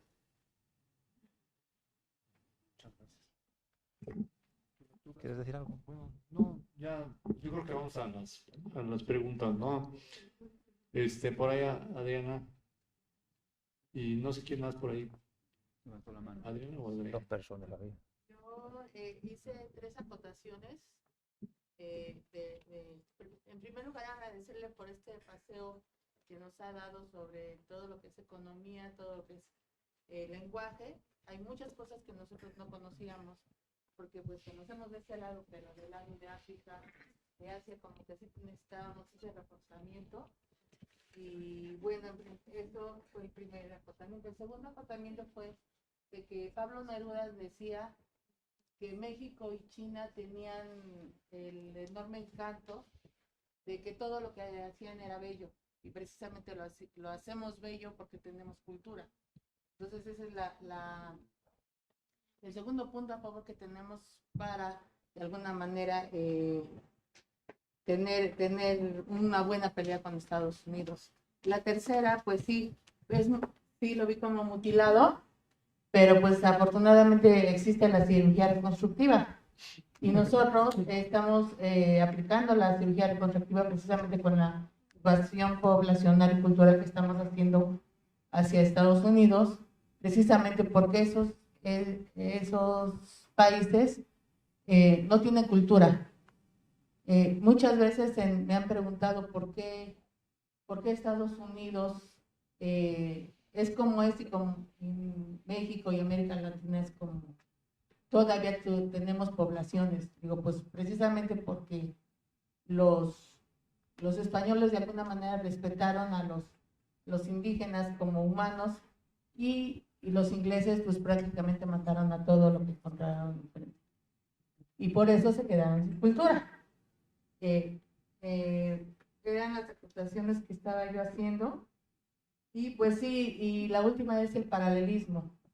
En una clase de historia nos comentaba una maestra, la maestra Olga, que tarde o temprano una cultura va a equiparar a la otra en cuestión de ciencia, tecnología, cultura básica, ¿no?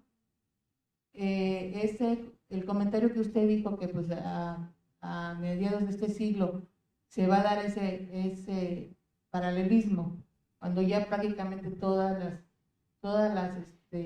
los métodos educativos, yo creo que va a ser todo, la globalización se va a dar en un mismo respeto y ojalá sea en un sentido social.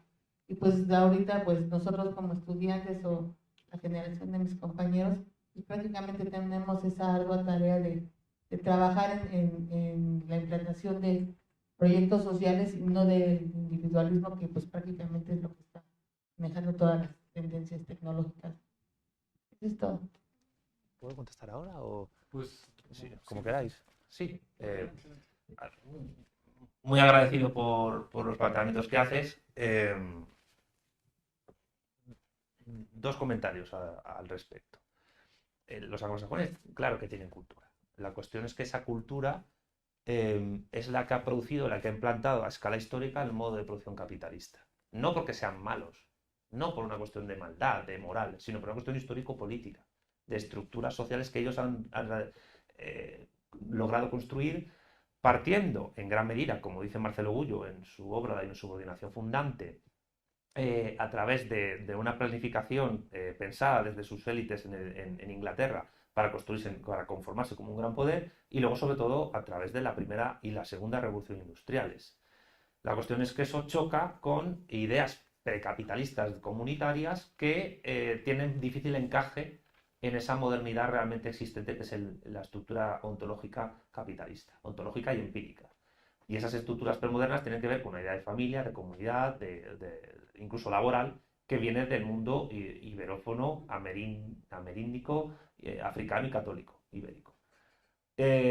Sobre la cuestión de China, es algo muy importante. Lo trato en el libro.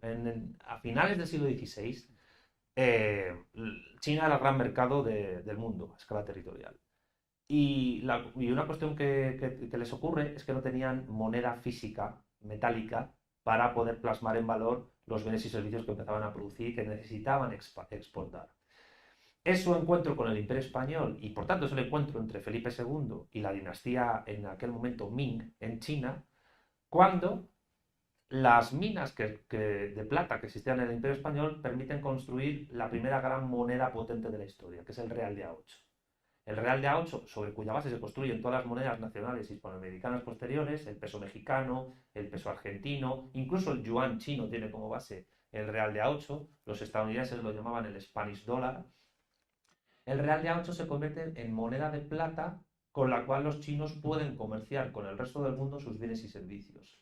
Los galeones que iban del puerto más importante del mundo que en aquel momento, que era Acapulco, y que llegaban a Manila y de ahí a los puertos chinos, establecieron unas rutas comerciales que desarrollaron, si se quiere, lo que se podría llamar la primera gran globalización del mundo y del comercio. Los chinos empezaron a hacer productos siguiendo su estética cultural que llegaban al Imperio Español, pero llegaban también a Europa, llegaban al Índico, llegaban a África, llegaban a otros lugares. Y ese momento es fundamental porque coincide con el momento en que el mundo hispano y lusoparlante cierran varios océanos con el Mare Clausum, junto con China. La cuestión es que imaginemos lo que podría ser desde dos plataformas postcapitalistas, la China y la iberófona, volver a reconstruir eso. Mediante la nueva ruta de la seda y una nueva ruta de la plata oceánica que conecten a Shanghái con Acapulco de una manera que impacte a escala universal. Eso es algo que evidentemente yo creo que el capitalismo anglosajón temería muchísimo que ocurriera. Y por eso una reunificación del mundo iberófono la quieren impedir a toda costa. Así que eso que pasó en el siglo XVI y que es algo tremendamente olvidado y que permitió la expansión universal de la cerámica y la seda y los tejidos de Asia y de China por todo el mundo, pues digamos que podía ser el antecedente de lo que se podría construir. Y yo supongo que, claro, en economía se da historia, y si no puedes hacer buena economía si no sabes de historia, no puedes hacer buena filosofía si no sabes de historia, y no puedes hacer buena política ni politología si no sabes de historia. Evidentemente, yo les invito a investigar sobre ese momento, sobre ese momento histórico en cuanto los Habsburgo y los Ming se encontraron en el Pacífico y Acapulco y Manila eran el centro del mundo. simplemente como añadido. Totalmente de acuerdo con todo lo que planteas. Muy bien. ¿Alguna otra pregunta del público? Bueno, ¿alguien más por ahí?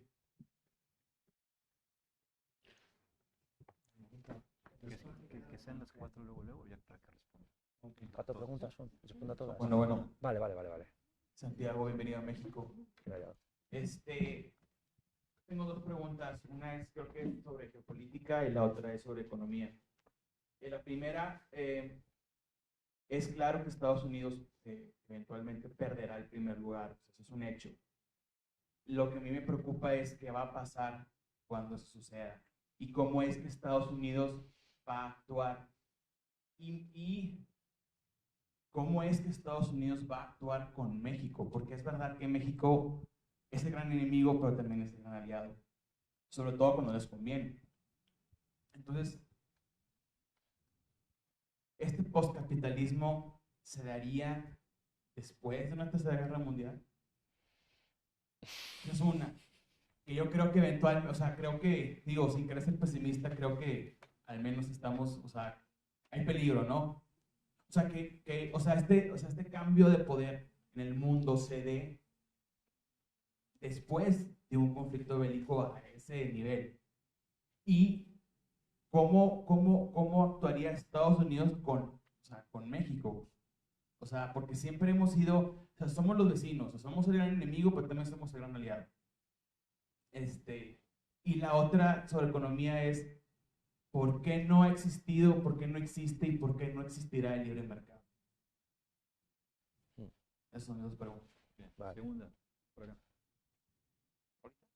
Sí, vamos.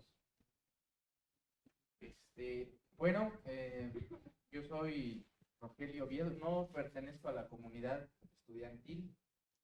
Me metí porque conozco a Santiago de sus videos del curso de marxismo básico.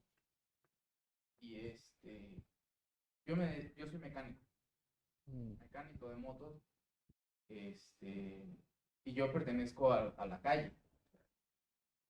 No tengo estudios académicos más allá del bachillerato y de lo que me dio la carrera técnica. Sin embargo, algo que me enganchó de las charlas de Santiago y que me hizo enlazar a Gustavo Bueno fue el mito de la caverna. Y el mito de la caverna se me quedó muy grabado porque justamente una vez que atravesamos la salida de la caverna, no se cierra el círculo hasta que regresamos y le enseñamos a la gente o en la calle. O sea, yo platico con mis colegas mecánicos de estos temas y cómo nos afectan directamente, porque dicen, no, pero es que, ¿por qué nos hablas de estas cosas si nosotros trabajamos las máquinas? Le dije, bueno, somos mecánicos de motos, pero pues ve las motos que estás trabajando, son motos que están manufacturadas en China. Entonces tenemos relación de alguna forma con trabajadores de otro mundo. Y eso pues también se relaciona, aunque sea un poco con temas de el galeón de Manila, cosas muy, muy particulares pues que son, de alguna manera nos engranan como parte de un mecanismo. Entonces, un poco, bueno, lo que yo expreso ahorita es más que nada es una reflexión de cómo nos impacta de nivel geopolítico el momento histórico actual y también es que yo creo que es un momento en el que tenemos como iberófonos estrechar lazos justamente con la iberofonía y empezando por el pasado. He leído al maestro Marcelo Gullo, su libro Madre Patria. O sea, fue el primer momento cuando vi la charla que presentó allá en España. Lo tuve que volver a ver porque había muchas cosas que culturalmente nos chocan. Y culturalmente, ustedes que han estado, tanto tú como Alicia aquí en México, ven que es cómo esto se explota y es Sí, o sea, es material de explotación política, de mangoneo puro. Entonces yo creo que la pregunta que viene en todo esta verborrea es cómo, aunque tal vez podría ser fácil, pero cómo es que enlazamos con la gente a la calle, que traemos esto, porque sí yo creo que faltan foros de discutir estos temas relevantes. O sea, no discutir cuántas personas se metieron a ver en el Zócalo a Grupo Firme mientras ponía la bandera de México con estas rayitas de la bandera LGBTIQ, que sabemos quién maneja esa agenda. Entonces, ¿cómo podríamos hacer la gente que está en contacto con la calle para poder jalar, justamente poder alimentar el movimiento de vanguardia? Sobre todo porque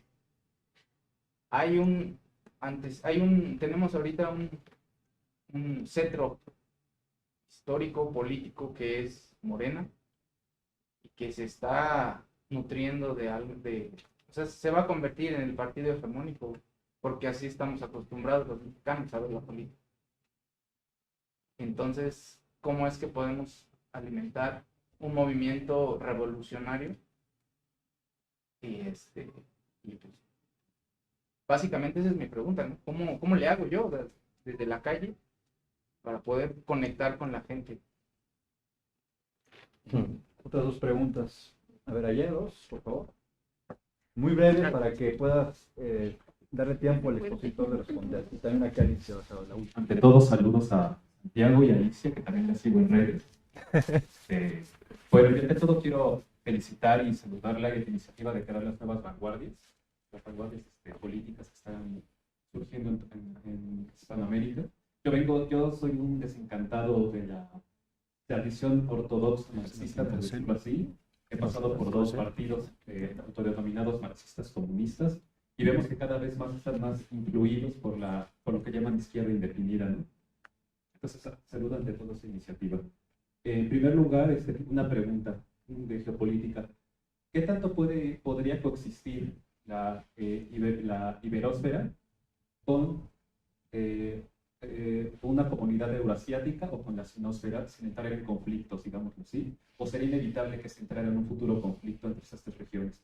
Y la segunda es que a ti, como tú mismo lo has dicho, de la necesidad de crear una izquierda políticamente definida de nueva generación, como nada se construye, como nada surge de la nada, valga la redundancia, me gustaría que me dijeras tres cosas que rescatarías de la izquierda marxista-leninista y de la tercera internacional. Es cuatro. Bien. Siguiente. Buenas tardes, antes que nada. Igual, felicitarte por lo que has hecho en tus redes sociales. Tiene poquito que te sigo realmente, sigo más a Diego, pero te conocí gracias a que lo sigo a él. Él es el bueno. Diego es amigo mío, ¿eh? De hecho, creo que No se los dos deslinde. tienen una postura interesante, porque escuché hace poco el videoblog que hicieron de Petro, de lo que habló ante la ONU. Me llamó mucho la atención cómo lo fueron llevando. Y en base a eso, también creo que es importante lo que tú dices, cómo la parte de lo que era el Imperio Español, cómo estaba conformado junto con las colonias americanas, con las africanas, la asiática, que la única que tenía era Filipinas, y que era un puente directo hacia Asia, que fue un punto muy fuerte y que le pegó en algún momento al Imperio Británico, y que incluso el Imperio Británico, una manera de cerrar ese canal fue la guerra del opio y meterse a través de Hong Kong. Creo que Estados Unidos, como buen hijo de Gran Bretaña, sabe cómo se manejan esas cuestiones de, como tú bien dices, cerrar esta parte de Corea con Japón para no dejarle el mar abierto a China y por otro lado hacer la pinza con la Unión Europea de ahorcar a Rusia para que esos dos no puedan tener una movilidad económica, dejan de lado a América Latina, porque tal vez, como tú dices, ahorita no son como de llamar la atención, pero si nos damos cuenta históricamente, Estados Unidos nunca ha dejado que América Latina realmente avance. Vemos el Plan Cóndor con lo que pasó en las grandes dictaduras americanas, lo que pasó con Echeverría y pasó con Ordaz aquí en México, y que aún vemos cómo incluso a mí me llama mucha atención cómo el partido Vox se mete aquí a México con el PAN, que es otro país, partido de ultraderecha, y te comienzas a dar cuenta que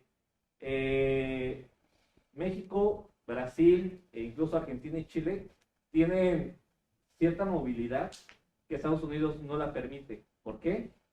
Porque no le conviene. Y hay algo muy importante que nos decía la maestra Tatiana Cole, era que precisamente una manera de ahorcar a América Latina es a través de hacernos generar manufactura que realmente no nos es importante, como es autos, televisiones, porque al final de cuentas quítale a un pueblo la autosustentabilidad y tienes el control totalmente, porque no te vas a comer un carro, no te vas a comer una televisión, no te vas a comer nada. No es recomendable, ¿no? No es recomendable, de hecho. Entonces, creo que aquí el punto importante de lo que tú dices es primero lograr una unificación de América Latina como tal, porque ha sido fragmentada por parte de Estados Unidos, por parte de los diferentes imperios que han estado históricamente, y creo que es una pregunta que estaría, ¿de qué manera tú crees que podrías unificar primeramente América Latina con las diferentes diversidades culturales que existen?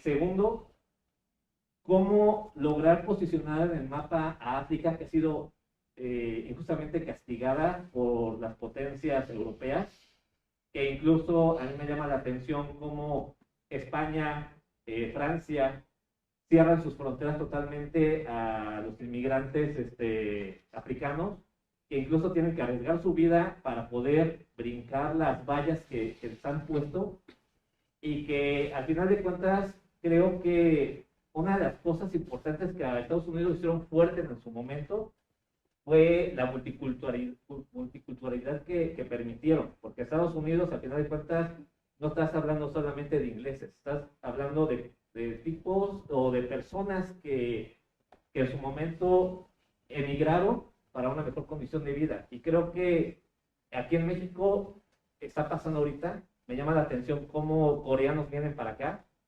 cómo hay muchos otros vienen hacia México, hacia América Latina, pero creo que nos falta esa parte de unificar las ideologías, de unificar las culturas, de poner en el mapa a África con los recursos que tiene, con la diversidad cultural que también tiene, y que hasta cierto punto han sido olvidadas.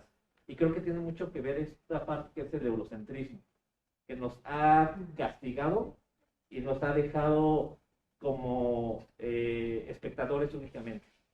Y ya, sería simplemente eso. Gracias. Y la última pregunta de Alicia. Solo a lo mejor era necesario aclarar el tema de que el hispanoamericanismo o el iberoamericanismo no se contrapone al... A ver, Alicia, si le puedes volver a repetir, aquí van a ponerte el audio, por favor. Solo pedirte que aclares que el iberoamericanismo o el hispanoamericanismo no se contrapone a nuestro proyecto, sino que estaría integrado, pero sí que a lo mejor hay una contraposición entre el latinoamericanismo y el iberoamericanismo. Bueno, ahora lo matizo. Muy bien, gracias. A ver, gracias por las preguntas a todos. Empiezo por la primera. El libre mercado no ha existido nunca, al igual que no ha existido nunca el individuo soberano que precona Mises. ¿Por qué no ha existido nunca el libre mercado? Porque los mercados están totalmente determinados, causalmente determinados, por esa triple dialéctica de la que he hablado al inicio: clases, estados, imperios. El libre mercado realmente se convierte en un tipo ideal, en un deber ser que determinadas escuelas económicas liberales defienden para que los países capitalistas se acerquen a ese modelo. Pero es inviable que eso ocurra. Es decir, el libre mercado como idea que Estados Unidos pueda implantar en el mundo tiene sus limitaciones. Aquí en América se sabe, la doctrina Monroe es una de ellas. Nada que, es decir, si mercancías mexicanas o brasileñas empiezan a llegar a Estados Unidos y eso perjudica los intereses de las clases hegemónicas estadounidenses, se acabó el libre mercado. Lo que hay que hacer, uno de los grandes problemas que tienen la ideología austríaca, que se llama escuela a sí misma para darse el pote de ser algo elaborado, académico, pero es un proyecto ideológico, defiende que un deber ser. Pero como nosotros somos materialistas, tenemos que hablar del ser, de lo que hay, de lo que exacta, lo que realmente existe. Y evidentemente, un coche mexicano, una moto mexicana, si pone en peligro su llegada al mercado estadounidense, al hegemón industrial estadounidense, la van a cortar. No hay libre mercado, ni puede haberlo. Partiendo de esa base es como de verdad podemos entender cómo funciona el capitalismo y la geopolítica, que es fundamental. La geopolítica es la negación del libre mercado y la geopolítica es la negación o incluso la estratificación de clases y lo que los antropólogos llaman la cultura material es la negación del individuo. Existen de manera objetiva, concreta e histórica instituciones culturales cuya circularidad y cuya acción en el mundo determinan completamente el comportamiento de los sujetos. Y ahí el individuo no puede hacer nada. No hace falta poner un ejemplo marxista. Djokovic no llegó a jugar el Open de Australia porque no se vacunó. Y aquí no entro a valorar su posición sobre la vacunación. Lo único que digo es individuo 0, Estado 1. Djokovic 0, Australia 1. ¿Por qué? Porque el soberano es Australia, no Djokovic. Y te dice, no hay libre circulación de personas, no cumplen las leyes australianas, te vas. Que por cierto, he hablado de aduanas. De las más duras del mundo son las australianas. Es muy difícil que determinados productos lleguen a Australia. ¿Por qué? Porque durante millones de años Australia ha desarrollado un ecosistema separado del resto de masas continentales y cualquier mínimo alimento que pueda entrar, ellos entienden que pueda alterar su biosfera nacional y evidentemente no pueden tolerarlo. Entonces, la realidad histórica es la negación de la idea del libre mercado. Y la idea del individuo soberano, que defienden Rayo y otros también. Es gente que confunde individuo con ciudadano con persona. La categoría fundamental es la de persona, no la de individuo. Porque al final la idea de individuo que tienen es la de unidad mínima de la especie humana. Y eso desde una perspectiva de la ideología austríaca conlleva en el fondo a una falacia naturalista y a una naturalización o biologización de las relaciones personales entre sujetos. Por eso no les queda otra que, pues yo qué sé, yo me acuerdo que tuve un debate con él sobre si los monos eran una sociedad política o no.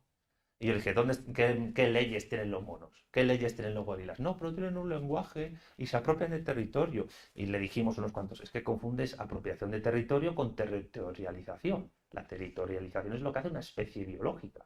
La apropiación del territorio es lo que hace una sociedad política. Y no es que tú sustancializas lo jurídico, pero vamos a ver, es que no tienen leyes los monos. Es que no tienen leyes las ardillas, que aquí hay, por cierto, unas cuantas muy bonitas. No tienen leyes. Una sociedad política tiene leyes, lenguaje escrito y hablado articulado y complejo, apropiación de territorio, división del trabajo, clases sociales y llega a ser Estado cuando además tiene relaciones diplomáticas y ejército permanente. Y eso no lo tienen los animales. Por tanto, es fundamental, para atacar a esa gente, lo fundamental es atacar las categorías filosóficas que manejan, que son las que sustentan sus ideas económicas. Y son muy endebles. Absolutamente muy endebles. Lo que pasa es que pregnan porque, claro, a un chico de 14 años o de 15 le escucha a Milei o a Ray y dice, me flipo, voy a invertir en bitcoins. Me convierto en un ludópata a través de las bitcoins y me hago rico. Que luego es mentira eso de que sigan el esfuerzo personal para enriquecerse. No, lo que quieren es pegar un pelotazo con las bitcoins. Entonces es fundamental atacar de raíz sus categorías. De raíz. Creo que te contestaba eso. Bien. ¿Qué más preguntas había? La cuestión sobre... Bueno, Diego Ruchalín es amigo mío y si yo estoy aquí es gracias a él. Entonces, no me gusta que delante mío se metan con él, la verdad. Me voy a defenderle siempre en ese sentido y además mutuamente estamos aprendiendo de un montón de cosas. Ahora bien, cuando la gente me habla de dos términos, eurocentrismo y multiculturalidad, me salen las antenas. ¿Por qué? Porque eurocentrismo se ha convertido en un término comodín, como facha, para denigrar aquello que no entendemos o que no nos gusta. Y claro, se llama eurocéntrico a cualquier tipo de historia.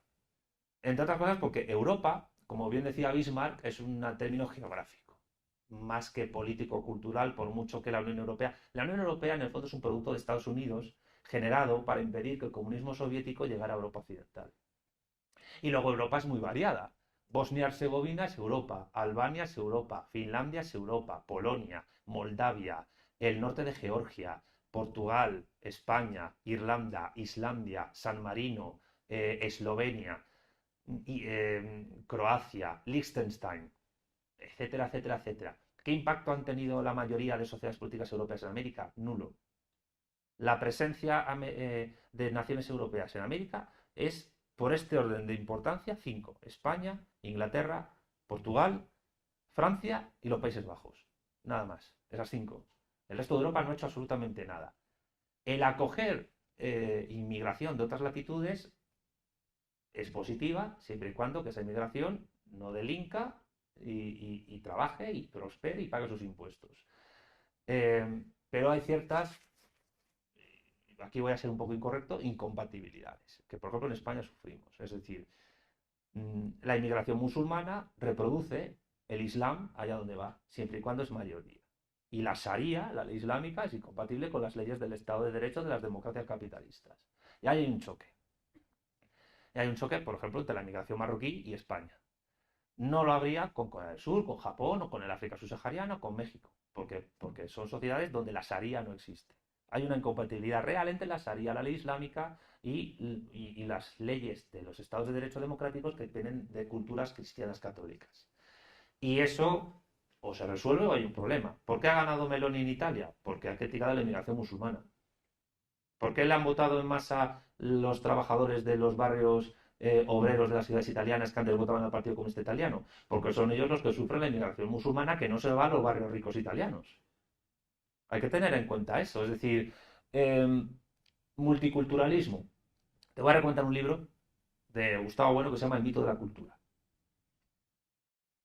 Porque ahí la idea de cultura tiene una crítica feroz por parte de la metodología de Bueno, porque la idea de cultura, en el fondo, como idea salvífica que ayuda a los pueblos a elevarse, no es más que una secularización de la idea de gracia cristiana medieval que se convierte en cultura a través de las revoluciones burguesas y sobre todo a través del romanticismo y de la filosofía idealista alemana. Fichte, Herder, Schelling, Hegel, Schopenhauer, Nietzsche, etc. O Wagner, si nos vamos a lo artístico. Entonces, cuidado con la idea de cultura, que también tiene que ver con el tema del eurocentrismo. Yo, de paso, digo que soy absolutamente anti-europeísta y, siguiendo a Gustavo Bueno, es mucho más importante a nivel histórico ser español que ser europeo, porque a mí me gustaría saber qué ha aportado Estonia a la humanidad, y es Europa. Es muy recomendable criticar de manera radical la idea filosófica y antropológica de cultura, porque muchas veces se encubre no decir nada. Y el tema del eurocentrismo es realmente una crítica desde posiciones decoloniales cuya parte de verdad es que es que es curioso, porque son precisamente los países de Europa más importantes como Inglaterra o Francia, y luego Estados Unidos, los que impulsan las teorías decoloniales, que no dejan de ser posmodernas. Y tanto en los decoloniales como en estos países el mito de la cultura es totalmente fuerte. Así que yo lo que diría es que antes de criticar algo como eurocéntrico, lo que hay que valorar es qué grado de verdad tiene aquel que lo está diciendo y lo que está diciendo, independientemente de su origen. O sea, si una persona es española, no hay que condenar lo que dice solo por el mero hecho de ser español, de ser geográficamente europeo. Hay que saber si lo que dice es cierto o falso. Y por eso invito a que revisemos la idea de cultura a nivel filosófico y antropológico. Cuestiones que tienen que ver con la izquierda comunista y la Comintern. Te dejo para el final. A ver, la Comintern tuvo un problema muy gordo. Nosotros en las vanguardias preferimos una suerte de principio de subsidiariedad. Es decir, Hay gente que me ha dicho, ¿por qué no organizas una vanguardia mexicana? Y porque yo soy español, yo no tengo que organizar ninguna vanguardia, tienen que ser los mexicanos los que la hagan. Y yo no tengo que decirle a los mexicanos lo que tienen que hacer. Ni los mexicanos tienen que decirle a los españoles lo que tienen que hacer. Es decir, cada vanguardia es autónoma, centralismo democrático interno, descentralización administrativa, pero todos siguiendo la misma doctrina. Como la Iglesia Católica, pero sin ser creyentes, ni católicos, ni nada, aunque pues admiten gente creyente. Pero es que uno de los problemas del que tuvo la Tercera Internacional, a mi juicio, es que fue más una agencia de política exterior de la Unión Soviética que una Tercera Internacional. Y eso conllevó que muchas veces desde Moscú se daban directrices a partidos comunistas interpretando realidades nacionales que los rusos no tenían ni idea de cómo iban. Y los comunistas de México, de Argentina, o de Francia, o de España, las aplicaban acríticamente porque lo mandaba a Moscú. Una pequeña acotación. Sí. Confirmando, acreditando lo que tú dices, tan solo estaba leyendo la historia del Partido Comunista Mexicano, del extinto, no de los que hay ahorita. Sí. Son como 3, 4 agrupaciones que reivindican ese legado. El fundador del Partido Comunista Mexicano fue un bengalí y un norteamericano. Bueno, y el fundador del Partido Comunista Argentino fue un italiano. Pero, a ver, pongo el ejemplo del derecho de autodeterminación, del mal llamado derecho de autodeterminación, que realmente es una codeterminación entre unidades y vamos a ver, lo que se aplicó en la Rusia soviética, que luego en el fondo llevó a la balcanización de la URSS, fue un error ya para ellos, se quiso aplicar en Francia, en España, en Argentina, etcétera, y partir de las nacionalidades étnicas, de las etnias, para organizar estructuras políticas. Eso es un error en naciones soberanas políticas con un desarrollo histórico distinto. Por eso en México los partidos comunistas nunca han tenido éxito. Pero tampoco en Argentina. Lo hablábamos hace poco un poco, ¿no? En México hay una tradición nacionalista revolucionaria y en Argentina otra, que es la del peronismo, que parte de Irigoyen, de Hipólito Yrigoyen, y de Rosas. Esto es más complicado quizás de analizar, pero que su triunfo se contrapone al fracaso de los partidos comunistas, que han obedecido críticamente las directrices de personas que estaban demasiado lejos, en un sitio muy frío, y que no conocían nada de la idiosincrasia nacional de esos países. También quiso la Comintern que los chinos, el Partido Comunista Chino, aplicara el derecho de autodeterminación a Xinjiang, a Mongolia Interior y a Tíbet. ¿Y qué dijeron los chinos? Por aquí. Por eso los chinos están como están, y el Partido Comunista de España, el de México o el de Argentina, pues están como están. Es decir, hay que evitar decirle a los revolucionarios de un país cómo tienen que hacer su revolución. Porque sobre el terreno es el que conoce uno como lo suyo. No solo a nivel histórico, sino cómo es la estratificación de clases del país, cómo es la estratificación cultural del país, cómo se estructuran las clases oligárquicas en el país, etc. Entonces, yo considero que es mucho más pragmático, más práctico, que compartiendo una misma doctrina, cada realidad nacional se estructure como tenga que estructurarse, reconociéndose mutuamente entre ellas, por supuesto. Estamos trabajando en los textos de un mínimo decálogo de ideas y al mismo tiempo de un reglamento para que se adhieran vanguardias, que va a estar en español y en portugués. Cuando podamos lo presentamos, para que si hay mexicanos interesados en hacer aquí una vanguardia mexicana, que la hagan. Pero sí, pero yo no soy quien para deciros lo que tenéis que hacer. Porque además no me lo toleraríais. Me haríais la venganza de Moctezuma y tampoco me apetece, y me estoy hablando de ella, ¿eh? Y bueno, y acabo contigo, porque es fundamental tu intervención. Uno de los grandes errores que cometen los estudiantes universitarios son dos. Uno, que olvidan que son de clase obrera muchos. Que olvidan su origen obrero. Y dos, que les están enseñando ideas académicas que les alejan del común de los mortales que se tienen que ganar la vida y su sustento. Y uno de los grandes errores que tienen muchos profesores de universidad, loables por otra parte, es que se creen que la universidad es un foco revolucionario. Ninguna revolución importante ha surgido nunca en la universidad. Bueno, sí, los Gemeres Rojos y los talibanes en Afganistán, porque talibán significa estudiante. O sea, que cuidado con la universidad, que puede ser poco de lo peor. Y muchas veces no, las grandes revoluciones siempre se han organizado en el mundo del trabajo, en la gente que está apretando tuercas y tornillos, sirviendo platos y vasos en bares y en hoteles dedicándose a la hostelería, en gente que está arando el campo, en jornaleros, en campesinos, en gente que tiene unas intuiciones que necesitan estructurarse. Por eso es fundamental que en cualquier movimiento político la presencia de trabajadores cualificados y no cualificados, sea más importante, su presencia sea más importante que la de académicos. Y evidentemente los obreros mejor formados, los que tendrán que traducir a sus compañeros de trabajo lo que otros tratemos de hacer.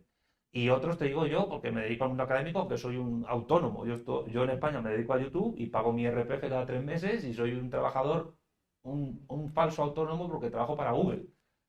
Y yo a la patronal de Google no la voy a ver nunca, ni voy a tener un ten con ten sindical con ellos. Que también es muy importante tener sindicatos de verdad, no algunos que hay por ahí. Entonces, es fundamental que este tipo de ideas vayan fuera de la universidad, que se traduzcan afuera de la universidad y que los trabajadores vean una conexión de esto con su mundo del día a día. ¿Por qué? Porque la más pequeña tuerca con la que tú construyes una moto, que te llegue bien para poder hacerla y hacer una moto buena, depende del orden social, político y geopolítico en que tu país esté inmerso. Por tanto, no se puede desconectar, o si nos ponemos en plan administrativo, el lapicero más mínimo de un ayuntamiento depende de la situación geopolítica en la que esté tu país. Y por eso es fundamental que los académicos bajen a la caverna, que es lo que hacía Gustavo Bueno en sus tiempos mozos, bajar a la mina y hablar a los mineros de marxismo. Y eso es una cosa que hay que hacer, que se ha perdido. En vez de hablar de eurocentrismo y teorías decoloniales y de posmodernismo, lo que hay que hacer es bajar a la mina, ir a la fábrica, ir al centro de trabajo e ir a hablar con los camareros. A mí me dijo una vez una persona, bueno, es una frase famosa, que se sabe cómo es alguien de cómo trata al camarero. Al camarero hay que tratarle como un igual, porque es un igual a ti, e incluso es más que tú, de muchas cosas. Y algunos estudiantes universitarios posmos indefinidos se sorprenderían de la inteligencia y la capacidad fantástica con la que un obrero sin formación universitaria entiende el mundo, que muchas veces es igual o mejor o superior a un universitario. Las universidades tienen unos problemas enormes y lo que necesitamos es más gente como tú, como vosotros, que den un toque de atención al estudiante. Decirle, no olvides que tú estás aquí estudiando porque tus padres y tus abuelos que no tenían estudios hicieron lo posible para que tú empezaras a formarte con tonterías, en el fondo. En mi familia, yo vengo de familia obrera y las únicas personas con carrera universitaria, bueno, alguna prima que no conozco, una tía que no conozco, son mi prima y yo. Mi familia viene de la hostelería y de la economía sumergida, mi abuela. Y yo estoy muy orgulloso de mi origen obrero. ¿La economía qué, perdón? Sumergida. Es decir, su economía sumergida es subterránea, informal. En España se llama sumergida, es decir, no cotizas y no pagas impuestos, al final pues acabas en tu jubilación con una pensión no contributiva mínima. Por lo menos en España ocurre. Mi abuela era así. Entonces, no nos desconectemos de eso, es que somos lo mismo. Yo soy músico, o sea, digo, o sea, sé lo que es. Claro, claro. Es normal. Somos todos asalariados. Entonces, los profesores y los estudiantes han de cuestionar lo que les enseña. Y a lo mejor la mejor forma de cuestionarlo es uniéndose con alguien como tú. Yo creo que ya he contestado para todo. Sí. Muy bien. Pues, bueno, pues ya creo que ya estamos en tiempo. Sí. Y bueno, pues le agradecemos muchísimo a Santiago, compañera también que estén por aquí, y a todos los demás, a todos, su asistencia y la atención, ¿verdad? Algo muy interesante y muy importante, ¿no? Para el proceso de formación. Bien, pues yo creo que con eso cerramos, ¿no? Sí, los que quieran todavía tener un diálogo con Santiago afuera lo podemos hacer y ya pueden ahí pasar los contactos, ¿no? Sin ningún problema. Sí, claro. Bueno, y gracias también a los compañeros que nos asistieron. Muchas gracias. A la transmisión.